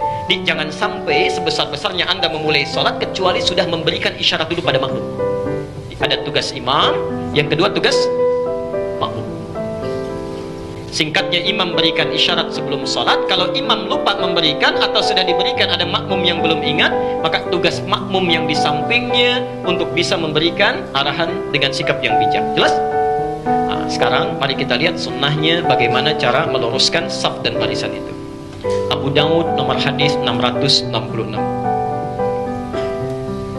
Saya bacakan hadisnya, lalu saya tutup slide yang ini, lantas saya bukakan slide baru yang menunjukkan gambar untuk memudahkan.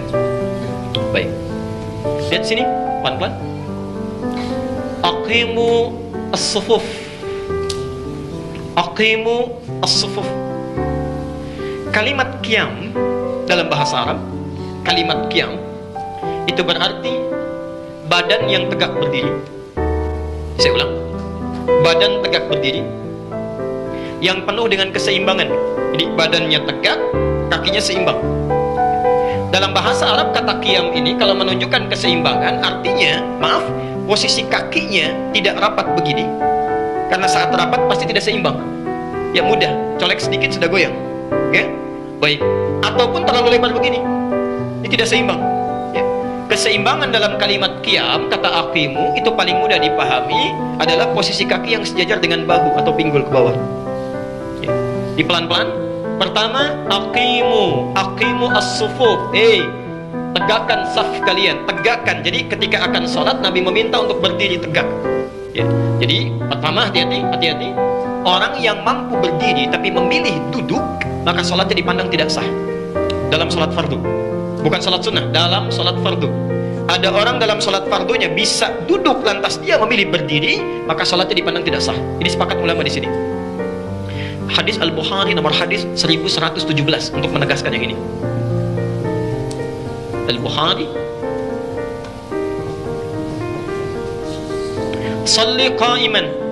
Salatlah Anda dengan berdiri, kata Nabi, menafsirkan yang ini. Ya. Jadi kalau Anda bisa berdiri memilih duduk, nyalahi perintah Nabi, batal salatnya, harus diulang. Kecuali dalam salat sunnah. Dalam hal salat sunnah, Anda masih boleh duduk walaupun mampu berdiri. Allah Ramadan misalnya pergi ke Mekah, lalu salat tarawih diimami oleh imam Masjidil Haram, bacaannya panjang misalnya, rakaat selanjutnya bisa berdiri, cuma agak pegal, saya pilih duduk, boleh, sah. Cuma informasi saja, pahalanya setengah. Ya, pahalanya setengah. Hadis Muslim nomor hadis 731. Kata Nabi, salatul qa'id nisfus shalah. Salat orang yang duduk dalam salat sunnah setengah pahala orang yang baik. Nggak apa-apa, setengah juga kan, satu kali sholat 100.000 dibandingkan dengan Al-Ihsan masih dapat 50.000 misalnya. Orang hitung-hitung sampai ke situ. Baik, satu, jadi berdiri ya. Kedua, posisi kaki sejajar dengan bahu. Jadi nggak terlalu lebar begini, tidak terlampau rapat. Ya, jelas sampai sini? Itu aqimu. Teruskan. Wahadu bainal manakib. Wahadu bainal manakib. Tegaknya Anda, terbukanya kaki ke dalam sholat berjamaah, itu mesti dipastikan tanda yang paling jelas terlihat, kata Nabi, hadhu bainal manakib, bahunya akan saling sejajar. Pelan-pelan. Jadi kalau kaki Anda benar terbukanya dan menempelnya pada yang lain, tanda berdiri yang tepat, kata Nabi, itu bahunya akan sejajar dengan yang lainnya. Ya. Bagaimana mengetahui bahunya akan sejajar? Wasyuddul khalal. Ya, saya tutup dulu. Saya buka yang lain. Bismillah. Alhamdulillah. Ya, sekarang perhatikan. Ini. Lihat sini pelan-pelan. Ini ya. Jadi kalau rapat, kaki posisi sejajar dengan bahunya misalnya, ya. Kata Nabi, wahadu bainal manakib. Kalau orang benar lurus dan rapatnya berdiri tegaknya, maka tandanya bahunya akan sejajar, akan lurus. Nah, perhatikan, ini yang seringkali dianggap ringan, tapi sangat menentukan. Bahu yang lurus ini tidak mungkin akan terjadi kecuali kalau Anda saat berdiri yang dirapatkan itu adalah bagian tumitnya, kaki bagian belakang, bukan jemari bagian depan. Ya, saya ulang ya, bukan jemari bagian depan. Ingat sunnah Nabi-nya, ingat rumus hadisnya. Kata hadisnya, kalau Anda luruskan, tegakkan, luruskan, rapatkan, itu tanda yang paling benar merapatkannya, bahunya sejajar. Jadi kalau ada orang salat misalnya, bahunya tidak sejajar, itu berarti rapatnya belum benar. Masya Allah.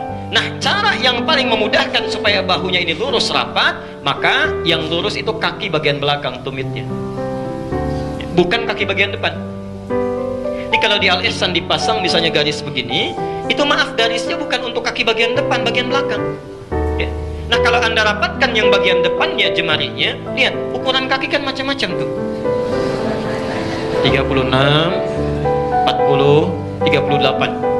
Anda luruskan yang ini misalnya, ini pasti otomatis berpengaruh pada bahu, pasti bengkok. Tidak percaya silakan. Ya. Anda luruskan yang depan, belakangnya akan bengkok. Tapi kalau yang belakang diluruskan, posisi bahu ada di belakang, pasti lurus. Ya. Dan enak kelihatannya dari samping, dari belakang, itu nyaman kelihatannya. Jelas sampai sini? Dan Nabi, Masya Allah, ini sunnahnya. Ini para imam kadang-kadang suka canggung. Boleh. Sunnah Nabi bahkan, beliau pernah membawa pedang. Itu membuat garis begini, lalu diluruskan. Tapi jangan salah membaca sunnah. Nabi bawa pedang, besok saya golok. Orang sudah nyamping di sini, rapatkan saf, golok dicabut, gini gitu ya. Itu keterlaluan itu ya. Maksudnya kalau belum ada garisnya, ada tadabbur, tafakkur alam, pergi ke satu tempat mau sholat, garis gak ada, itu maksudnya cari tongkat, cari kayu, garis begini supaya lurus, itu poinnya. Itu membaca hadis dengan makna. Ya. Tapi kalau sudah ada garisnya, nah ini sunnahnya. Nabi jalan samping. Kami saat di Tripoli melihat para imam, Masya Allah, itu masuk praktek ini tuh luar biasa. Dia datang, kadang tidak canggung ke sana dilihat. Kalau belum sejajar bahunya dirapatkan. Memang sunnahnya begitu. Ya. Dan Anda kalau tidak percaya silahkan, nanti akan ada suasana yang enak ke dalam hatinya. Ya. Karena kata Nabinya, wasyuddul khalal. Kalimat ketiga, syuddul khalal. Saya teruskan dulu. supaya paling gampang gini. Mohon izin 2-3 orang ke depan, cepat saja. Kalau bisa yang anak-anak. Gak apa-apa Pak, silakan. Satu. Apa? Ya. Ada yang mau? Kan? Apa? Silakan. Nanti yang bawa anak-anak, insya Allah terakhir mohon berkumpul di depan anak-anaknya saja. Nanti kami siapkan sesuatu untuk anak-anak Bapak Ibu sekalian. Sekarang perhatikan ya. Mohon izin Pak, berdiri, tolong dikasih celah di depannya, dikasih celah. Jangan rapat, jangan rapat, jangan rapat. Nah, perhatikan sebentar, lihat sini. Saya mau tunjukkan sesuatu. Mudah-mudahan bisa terlihat ya. Kalau barisan ini ada celah di sampingnya, ini sedang mau sholat ya, jadi mas posisi ke depan aja, nggak usah nengok, sedang sholat. Ini ada celah di tengahnya, begini, tidak rapat. Itu dalam bahasa Arab disebut dengan khalal. Khalal ya. Ini jari nempel tidak? Yang ini, tengah-tengahnya tidak ya, terpisah begini, ini khalal namanya. Khalal ya. Tapi kalau sebagiannya dirapatkan begini, dirapatkan, misal ini rapat ujungnya, tapi sebagiannya terpisah, ini rapat, yang ini terpisah, itu berubah namanya dari furjatun. Misal Anda kalau sholat kadang-kadang bisa ada ditemukan orang yang saat berdiri kaki bagian depannya nempel begini, belakangnya terbuka. Pernah lihat yang begitu? Jadi ini kaki kanan, ini kaki kiri kan begini ya. Temannya yang ini kirinya, itu kanannya kan nempel depannya. Nah jadi yang depannya nempel, belakangnya terbuka kan? Nah itu namanya furjatun. Nah, pelan-pelan kata Nabi, wasyuddul khalal. Kalau Anda mau merapatkan, meluruskan, pertama syuddul khalal. Jangan sampai ada celah yang begini. Ya, jangan sampai ada celah yang begini. Jadi celah seperti ini dilarang oleh Nabi. Harus dirapatkan. Bahkan di hadis lain, orang yang menyambungkan saf yang seperti ini, maka Allah akan menyambungkannya. Maksudnya kalau dia putus dengan sesuatu, Allah sambungkan. Kalau dia kurang sesuatu, Allah percepat. Tapi orang yang sengaja memisahkan, memotong dalam barisan, maka Allah pun akan memotongnya.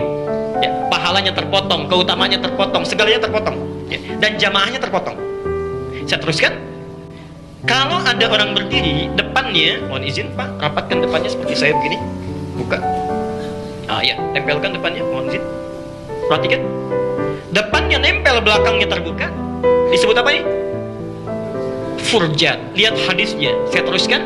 Kata Nabi, wala tadharu furjatin lisyaitan.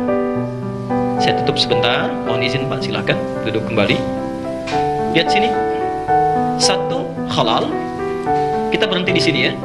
Kita berhenti di sini. Satu halal. Ini jaraknya, kaki satu, kaki dua. Ada ruang di sini. Yang kedua, furjatun, furjat. Jamaknya furjatun. Ya. Yang ini kakinya yang kiri miring ke sini, yang kanan miring ke sini misal, ya. Berdirinya begini. Lalu ini si A, yang B yang di sini, kaki kirinya miring ke sini, nempel, kaki kanannya ke sini. Demikian seterusnya. Bukankah yang ini yang B kaki kirinya nempel dengan kanan yang A? Ya, nempel ya, depannya ya, seperti tadi. Kan ini kosong nih belakangnya. Baik. Kalau Anda temukan yang seperti ini, nempel depannya, kemudian kosong belakangnya, itu namanya furjat. Celah yang muncul dari sesuatu yang nempel itu furjat namanya. Nah kata Nabi, Masya Allah, kata Nabi, Anda rapatkan barisan yang ini, tapi juga jangan meninggalkan celah untuk setan. Jangan tinggalkan celah untuk setan. Bahasa Nabinya sangat lembut sekali. Maaf, kalau Anda berikan furjat sedikit saja, isyarat Nabi, setan masuk. Jadi ada setan khusus yang masuk ke sela-sela orang yang sholat untuk menggoda. Ya. Al-Bukhari nomor hadis 618. Kata Nabi, hati-hati ya.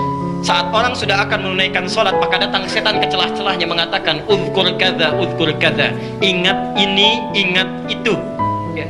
Jadi Anda jangan sampai heran ketika takbir Allahu Akbar, tiba-tiba yang nggak mau diingat itu bisa ingat. Tadinya nggak ingat apa-apa. Begitu takbir Allahu Akbar, hari ini talim di Alisa jam 8, berarti berangkat jam sekian. Ustadznya siapa ya? Datang apa enggak? Kunci mobil ada di mana? Arisan belum dapat tanggal berapa? Muncul semua. Tapi hadisnya belum selesai. Perhatikan kalimat hadisnya yang sangat luar biasa. Hatta la yash'ural musalli kam raka'atan musalli. Sampai-sampai dia akan menggoda hingga orang yang sholat tidak sadar berapa rakaat sedang menunaikan sholatnya. Hadisnya sahih. Ya. Nah, jadi dari isyarat ini Nabi meminta kepada kita, kalau Anda ingin menunaikan sholat dengan sempurna, tutup celah ini. Tutup. Ya. Nah, memang kalau sholatnya begini pun sah sholatnya, sah. Cuma mengurangi kesempurnaannya. Ya, tidak sempurna. Kalau Anda ingin sempurnakan, diikuti sunnah Nabi-nya, maka coba untuk perbaiki, tempelkan bagian belakangnya begini. Ya. Cara yang paling mudah untuk menempelkannya tidak mungkin dilakukan kecuali meluruskan bagian depan dengan belakangnya. Ya, lurus begini. Ya. Bagi yang terbiasa begini misalnya, sholatnya sah. Secara syaratnya sah, rukunnya sah terpenuhi, cuma beresiko didatangi setan untuk menggodanya. Kalau Anda ingin tutup celah setan itu, tutupkan begini, maka rapatkan bagian depan dengan belakangnya. Caranya luruskan. Gini. Itu yang paling mudah. Kalau tidak percaya, silahkan nanti saat Anda sholat, kemudian luruskan, rapatkan depan dengan belakang begini. Itu akan lain perasaan ke hatinya. Enak. Seakan-akan gak ada apa-apa gitu. Tapi kalau Anda ingin membuktikan hadis ini, silahkan saja. Kasih celah sedikit. Pasti suasananya akan lain. Ya. Baik. Ada orang berkata, biarin aja setan bisa ikut sholat dengan kita. Kalau Anda mau sholat dengan setan, jangan ngajak-ngajak kita, silakan aja. Dan tidak perlu dicela ya. Ya, kalau Anda orang ingin berubah, jangan dicela. Jangan dipersoalkan, orang ingin berubah menjadi lebih baik gitu ya. Jadi, jangan mencari permasalahan yang tidak penting menurut saya. Dan kalau Anda mendengar hal seperti itu, jangan buang-buang energi untuk menyimak, mengomentarinya. Tinggalkan aja. Itu paling gampang ya, itu paling gampang. Baik, saya tutup hadisnya terakhir. Walinu bi aidi ikhwanikum. Tapi serapat-rapatnya Anda dalam menunaikan sholat setelah rapat itu jangan sampai menyebabkan, hati-hati, tangan bahu saudaramu susah bergerak. Ya. Kita harus mencoba mempraktikkan sesuai dengan sifat sholat Nabi. Rapat sampai begini, begitu mau takbir susah. Oke? Itu nggak boleh begitu, itu tidak tepat. Tidak tepat. Baik, jadi hati-hati dengan setan yang menggoda orang sholat. Namanya khanzab. Untuk sekedar informasi, namanya khanzab. Ya, ha, nun, zai, ba, itu khanzab. Setan yang menggoda orang dalam sholat, itu khanzab. Setan rumah namanya dasim. Ya, perempuannya dasimah. Ya, dasim. Baik. Terus Anda tinggalkan rumah, sekarang kan sedang ditinggalkan, itu setan masuk otomatis. Dasim itu punya dua tugas. Satu, mengisi ruang yang kosong. Ya, Anda tinggalkan ruang kosong, kamar misalnya, kosong Anda tinggalkan, itu dia masuk. Cara mengusirnya Anda ucapkan salam. Anda ucapkan salam. Begitu masuk, tuh ucapkan Assalamualaikum. Dia akan berkata, perhatikan, fayaqulu syaitanu, dia akan berkata, setan pada temannya, kita tidak punya tempat menetap di sini. Tapi kalau Anda tidak mengucapkan salam, dia akan berkata, kita punya tempat menetap di sini. Hati-hati ya. Dan yang kedua, dia menyertai makanan dan minumannya akan diminum, dimakan. Cara mengusirnya ucapan bismillah, basmalah. Ya. Jadi ketika Anda minum bismillah misalnya, dia berkata, kita tidak punya bagian dari minuman ini. Tapi kalau Anda tidak ucapkan bismillah, dia berkata, kita dapat bagiannya. Kalau Anda sudah minum, tidak sadar mengucapkan, lalu Anda ucapkan di tengahnya, bismillahi awwaluhu wa akhiruhu. Ya. Bismillahi awwaluhu wa akhiruhu. Setan akan muntahkan kembali. Ini ternyata bukan bagian kita. Ya. Hati-hati ya. Pulang ke rumah, ya, ucapkan apa? Assalamualaikum. Kalau ada yang tidak jawab, biarkan. Kalau dijawab, ya alhamdulillah. Waalaikumsalam misalnya, padahal nggak ada orang. Baik.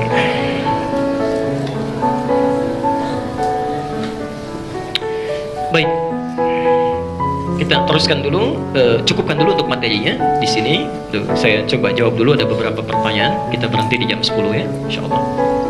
Masih ada waktu? Baik, sejenak saja.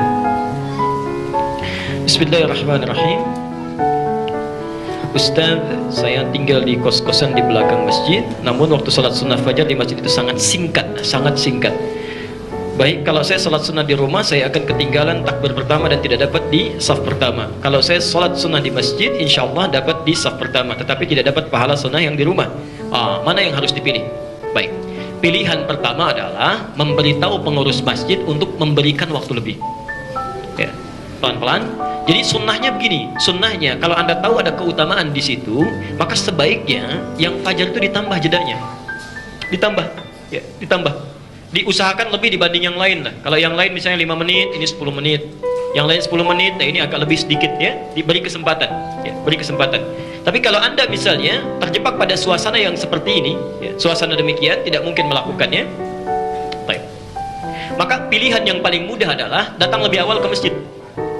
Datang lebih awal ke masjid, tunaikan salat fajarnya di masjid, tidak di rumah.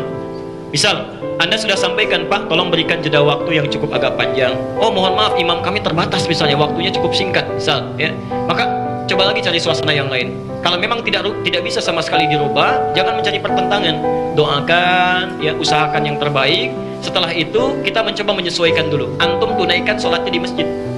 Berangkat lebih awal, begitu selesai azan, tunaikan sholat 2 rakaatnya di masjid. Maka dapat kedua pahalanya. Ya, itu pilihan pertama. Sambil demikian, sambil berproses, ya, ajarkan ilmunya, sampaikan pelan-pelan, dan doakan supaya Allah membuka pintu kebaikan bagi beliau. Insya Allah antum dapat pahalanya. Waalaikumsalam warahmatullahi wabarakatuh. Ustaz, bagaimana menyikapi cara menyikapi hati dan jiwa untuk tetap istiqamah? Ya, karena kalau ikut pengajian hati tenang, dan bila kembali aktivitas hati lalai. Nah, itu biasa ya. Itu biasa. Baik. Sekarang pun begitu, semangat setelah pulang, wah ya, udah lain lagi. Mungkin terjadi. Baik. Pelan-pelan. Ada beberapa cara untuk mengobati hati. Yang pertama, berusaha untuk mendapatkan makanan dan asupan yang halal. Yang pertama, berusaha untuk mendapatkan asupan yang halal. Pelan-pelan. Hati-hati ya. Anda makan atau mengenakan sesuatu yang haram bukan hanya berdampak buruk bagi hati, tapi menjadikan doa kita tertolak. Paling gampang, Al-Arba'in nomor hadis yang ke-10. Thumma dzakara ar-rajula, kemudian Nabi mengisahkan seorang lelaki, ya, yutilus safara, menempuh perjalanan panjang, asy'atha aghbara, sampai penampilannya berantakan, yamuddu yadayhi ila sama, mengangkat tangannya ke langit, fayaqulu ya Rabb ya Rabb, kemudian dia berdoa ya Rabb ya Rabb. Sudah mutlak mendapatkan 3 syarat agar doa cepat dikabulkan. Jadi kalau Anda mendapatkan salah satu di antara ketiganya, doa cepat dikabul. Satu, doa dalam perjalanan terutama karena Allah. Jadi kalau Anda menempuh perjalanan, ya, misal ke Mekah, pekerjaan dinas yang Anda niatkan karena Allah, itu doa cepat dikabul.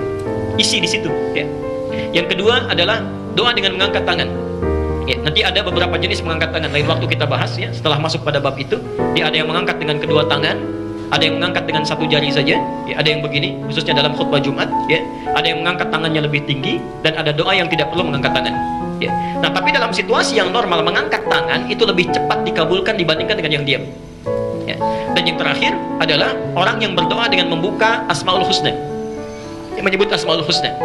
Dalilnya Quran surah ke-17 ayat 110. Ya, jadi orang menyebut nama Allah Asmaul Husna itu lebih cepat pengabulannya dibandingkan dengan yang tidak. Baik. Orang ini melakukan ketiganya. Tapi kata Nabi, anna yustajabu lidzalik, tidak mungkin doamu bisa dijawab. Kenapa? Famat'amuhu haramun, karena makanan yang biasa dimakannya haram. Wa mashrabuhu haramun, minuman yang biasa diminumnya haram.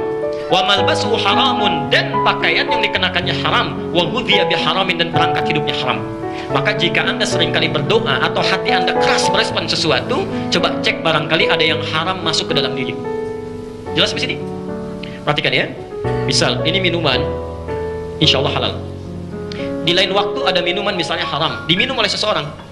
Maka minuman ini saat masuk, mengalir bersama darah, apalagi membentuk daging, misal, menutup ke telinga jadi sumbatan. Wa fi adhanihim waqra, ada orang yang di telinganya ada sumbatan. Jadi kalau mendengar yang baik-baik, itu nggak bisa dengar. Allahu Akbar, Allahu Akbar. Lewat aja, nggak bisa dengar itu. Walaupun mungkin tetangga masjid misalnya, tapi nggak bisa dengar. Karena yang haram sudah jadi daging, nutup. Ya. Tapi kalau karena haram ketemu haram lagi. Kalau melihat, mendengar sesuatu yang haram itu cepat sekali, cepat responnya. Karena haram hanya akan nyambung dengan haram.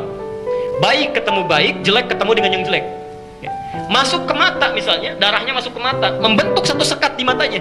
Ya. Allah, tertutup pandangannya. Jadi kalau melihat yang baik-baik, dia tidak tersentuh. Lihat orang taklim biasa aja. Memang kayaknya orang-orang seperti orang soleh aja tuh. Tapi kalau lihat yang maksiat cepat sekali. Ya. Oh, dengar ada konser misalnya di GBK, wah jutaan pun dikejar. Ya. Tapi diajak taklim, gratis, ustaznya datang sendiri. Oh, disediakan makanannya, ada snacknya, ada sarapannya kalau subuh. Demikian pun belum tersentuh untuk datang. Bisa. Allah, ada sesuatu yang salah itu. Sesuatu yang salah. Yang paling parah, hati-hati kalau pandangannya itu akan cepat melihat maksiat tapi buta pada yang baik. Ya. Mata hati disebut dengan basirah, mata fisik disebut dengan basar. Ya. Quran surah 17 ayat ke-36, inna sam'a wal basar. Nah, ini apa? Oh, sekarang sudah pinter, nggak langsung dijawab, lihat dulu apa air, apa gelas isinya air, atasnya ada tutupnya, itu paling gampang ya. Baik, pelan-pelan. Ini apa? Mic. Yang ini isu. Nah, pandangan kita itu disebut dengan basar. Tapi ketika Anda mengangkat sesuatu lalu hati yang melihat, ini apa? Hati jawabannya bukan air, bukan gelas. Jawabannya itu air milik kamu, silahkan minum. Ini apa? Ini handphone milik jamaah, jangan gunakan, bukan punya kamu. Itu disebut dengan basirah namanya. Basirah. Quran surah ke-75 ayat ke-14. Balil insanu ala nafsihi basirah. Ya, bahkan manusia dalam hatinya punya basirah, itu pandangan hati. Nah, kalau Anda biasa makan yang haram, itu tertutup, makanya hati jadi keras, susah. Ya. Oh, pulang dari masjid, lihat-lihat, ini kayaknya sepatu saya yang ini nih. Bukan, mungkin yang ini. Bukan, mungkin yang ini. Padahal ke masjid gak bawa sepatu itu. Tiba-tiba begitu pulang, bawa aja punya orang. Nah, itu satu, tinggalkan sesuatu yang haram. Yang kedua, kalau ingin konsisten dalam hal hati, ya, paling cepatnya rajin puasa.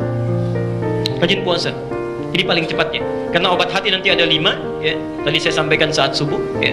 Ada tahajud, ada tilawah Quran, kemudian ada puasa, kemudian ada bergaul dengan orang soleh dan bermunajat saat menjelang fajar. Paling gampang di antara yang 5 ini puasa. Ya.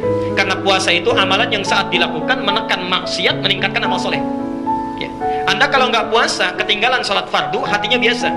Tapi kalau sedang puasa, jangankan yang fardu, yang sunnah tertinggal, Anda bisa menyesal. Saat tidak puasa, mungkin nggak baca Quran, tapi saat puasa, Anda akan sempatkan waktu walau sedetik untuk membacanya. Ya. Saat tidak puasa, pulang dari sini, ada yang minta, Pak, Bu, tolong kasih, belum tentu diberi. Tapi saat puasa, yang tak nampak dalam pandangan mata, Anda bisa cari-cari. Saya mau sodakoh nih, kemana diberikannya, mana anak yatim, mana fakir. Allah, itu lebih cepat. Yang terakhir, sifat untuk melemahkan hati, melembutkan hati, itu cepat mengingat kematian. Ingat kematian.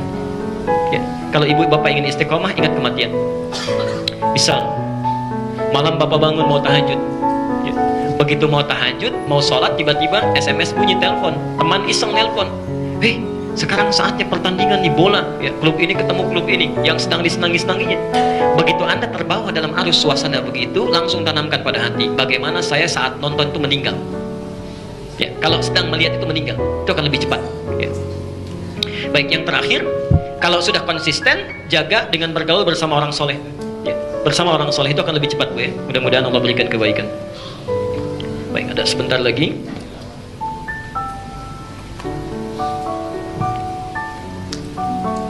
Agak banyak ya. Sebentar. Saya sholat sunnah di masjid agar dapat keutamaan berdoa antara adzan dan iqamah. Bagaimana menurut Ustaz? Allah, keutamaan berdoa antara adzan dan iqamah tidak harus menjadikan Anda berada di masjid. Ya, tidak harus menjadikan Anda berada di masjid. Karena saat Anda berada di rumah pun, setelah Anda menunaikan sholat, Anda bisa berdoa. Di jalan Anda bisa berdoa. Ya, Masya Allah, saat sambil melangkah Anda bisa istighfar, Anda bisa berdoa. Masya Allah, itu luar biasa. Ya, tidak harus misalnya saya memilih ke masjid saja sementara sunnah nabinya di rumah. Kalau memang rumah Anda dekat dengan masjid dan iqamah pun terdengar, itu lebih baik di rumah. Ya. Makanya Nabi saat iqamah dikumandangkan baru beliau keluar. Ya. Nah, Anda jadi ini tidak menjadi alasan yang kuat untuk menjadikan sholat sunnah dilakukan di masjid saat rumahnya dekat dengan masjid. Ya. Silahkan setelah sholat Anda berdoa, bisa dalam jalannya, bisa saat datangnya dan sebagainya. Ya. Dan Masya Allah, Allah bisa berkenan mengabulkan sebelum Anda mohonkan. Baik. Perhatikan kalimatnya. Dalilnya Quran surah ketiga Ali Imran ayat 31. Tadi sudah saya bacakan. Ada orang yang sebelum minta sudah dikabulkan. Siapa mereka? Saya ulang. Ada orang yang sebelum minta sudah dikabulkan. Siapa mereka? Yang dicintai oleh Allah, ya, dan diampuni dosanya. Cara supaya dicintai Allah, satu-satunya jalan paling cepat, ikuti Nabi. Fattabi'uni. Qul in kuntum tuhibbunallaha fattabi'uni yuhibbukumullah. Nah, Nabi meminta supaya kalau rumah Anda dekat dengan masjid, tunaikan di rumah. Begitu Anda menunaikan di rumah karena mencintai Nabi, bukan karena pilihan tertentu, maka Allah turunkan cintanya. Sebelum Anda berdoa meminta, Allah sudah siapkan untuk mengabulkannya. insya Allah. Bila belum terjawab keseluruhannya, saya mohon maaf karena keterbatasan waktu. Bagaimana posisi kita kalau berdiri di antara salat tapi tidak rapat? Apakah menempelkan kaki kedua mereka atau rapat ke salah satu sisi mereka? Jadi maksudnya sudah berdiri, sampingnya nggak rapat ya, terkena penyakit kurang rapat. Jadi begitu digeser, geser lagi, ya, terus sampai ke tembok, demikian. Baik, yang demikian pertama yang dilakukan adalah bersikap dengan bijak, berdakwah dengan lembut. Kalau Anda melihat seseorang belum bisa menunaikan apa yang telah kita ketahui, berpikir positif dulu, barangkali belum tahu ilmunya ya. Sifat yang belum tahu bukan dicela, bukan dipersoalkan, tapi didoakan dan diberikan pengetahuan. Beritahu. Yang tidak tahu itu bukan dimarahi, diberitahu ya. Misal, apa hukumnya para lelaki yang tidak pernah mau ke masjid? Di sholatnya nggak pernah ke masjid, apa hukumnya? Bapak punya tetangga ya, nggak pernah mau ke masjid ya, apa hukumnya? Hukumnya ajak dia ke masjid ya, jangan dihukumi dulu, oh itu tidak boleh, haram, dosa, ini. Anda akan ditanya, justru saya titipkan kata Allah, dia di samping kamu bertetangga supaya kamu ajak dia ke masjid.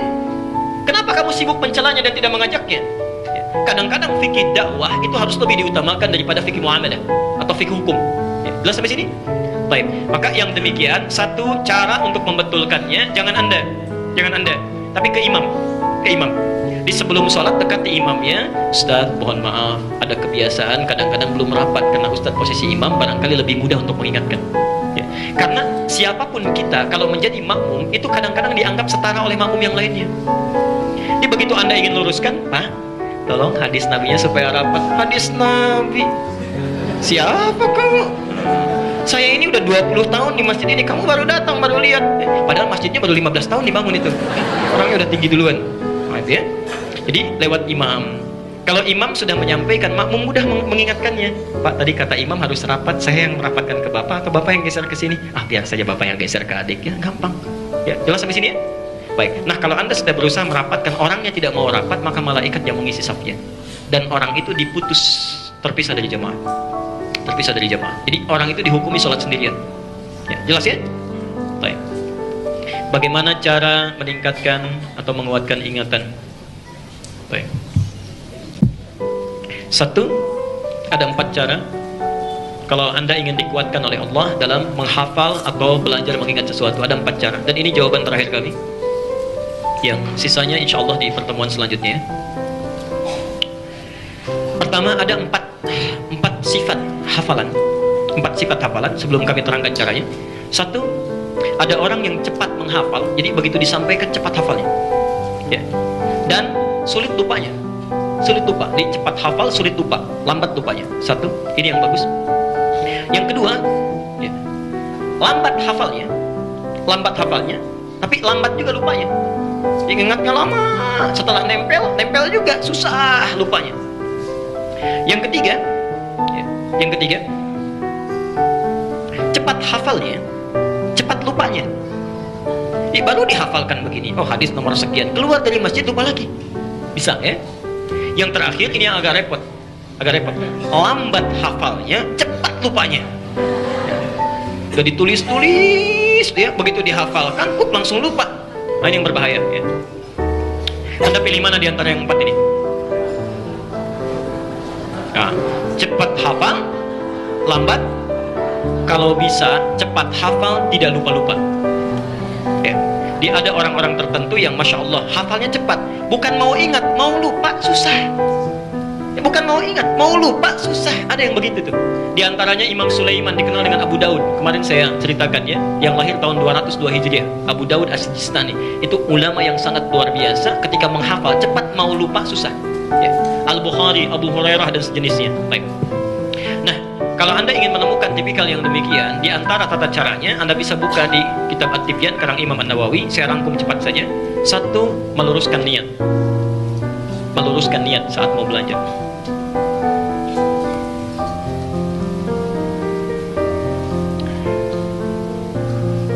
Biasanya kalau orang belajar itu ya, umumnya niatnya ada 2 kalau di psikologi pendidikan itu ya. Ada instruktif, ada ekstraktif ya. Di instruktif itu untuk dirinya sendiri mengumpulkan hafalan.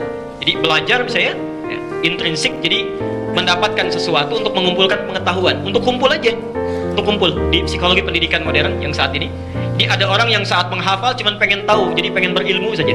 Ya. Ada ekstrinsik, ekstrinsik itu mengumpulkan ilmu untuk tujuan yang lain.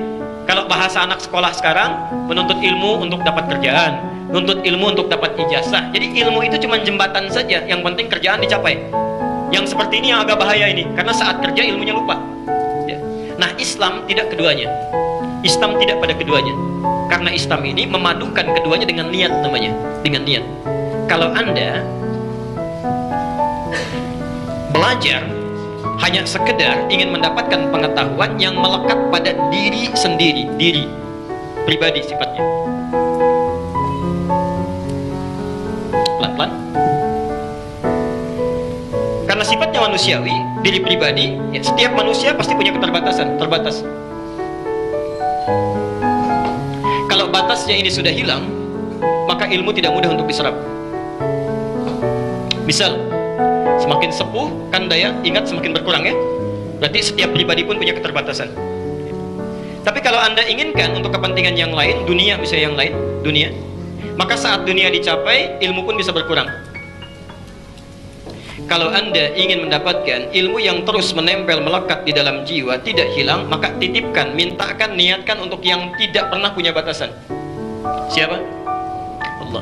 Maka kalau Anda ingin belajar, menghafal, melakukan sesuatu, lakukan karena Allah. Itulah sebabnya ketika Nabi Muhammad SAW diperintahkan untuk belajar, wahyu yang pertama turun apa? Jangan sampai situ, sempurnakan. Karena ketika wahyunya turun dengan menggunakan Iqra, nabinya tetap gak bisa baca.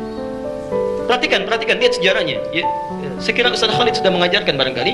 Ya, ketika malaikat turun dalam sirah An-Nabawiyah, ya, lalu mengatakan Iqra di Gua Hira, Nabi menjawab apa? Ma ana biqari, saya nggak bisa baca. Saya nggak bisa baca. Turun lagi sampaikan Iqra, baca. Kata beliau, saya nggak bisa baca. Sampai 3 kali. Ketika yang ketiga dipeluk oleh Jibril yang menyamar jadi laki-laki, itu dipeluk, dipegang erat, disempurnakan kalimatnya. Lihat kalimatnya. Iqra bismi rabbikal ladzi khalaq. Allah. Nah, ini pelajar muslim harusnya begini.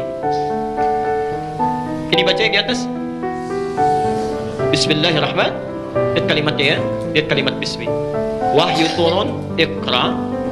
Tidak sampai sini. Bismi rabbikal ladzi khalaq.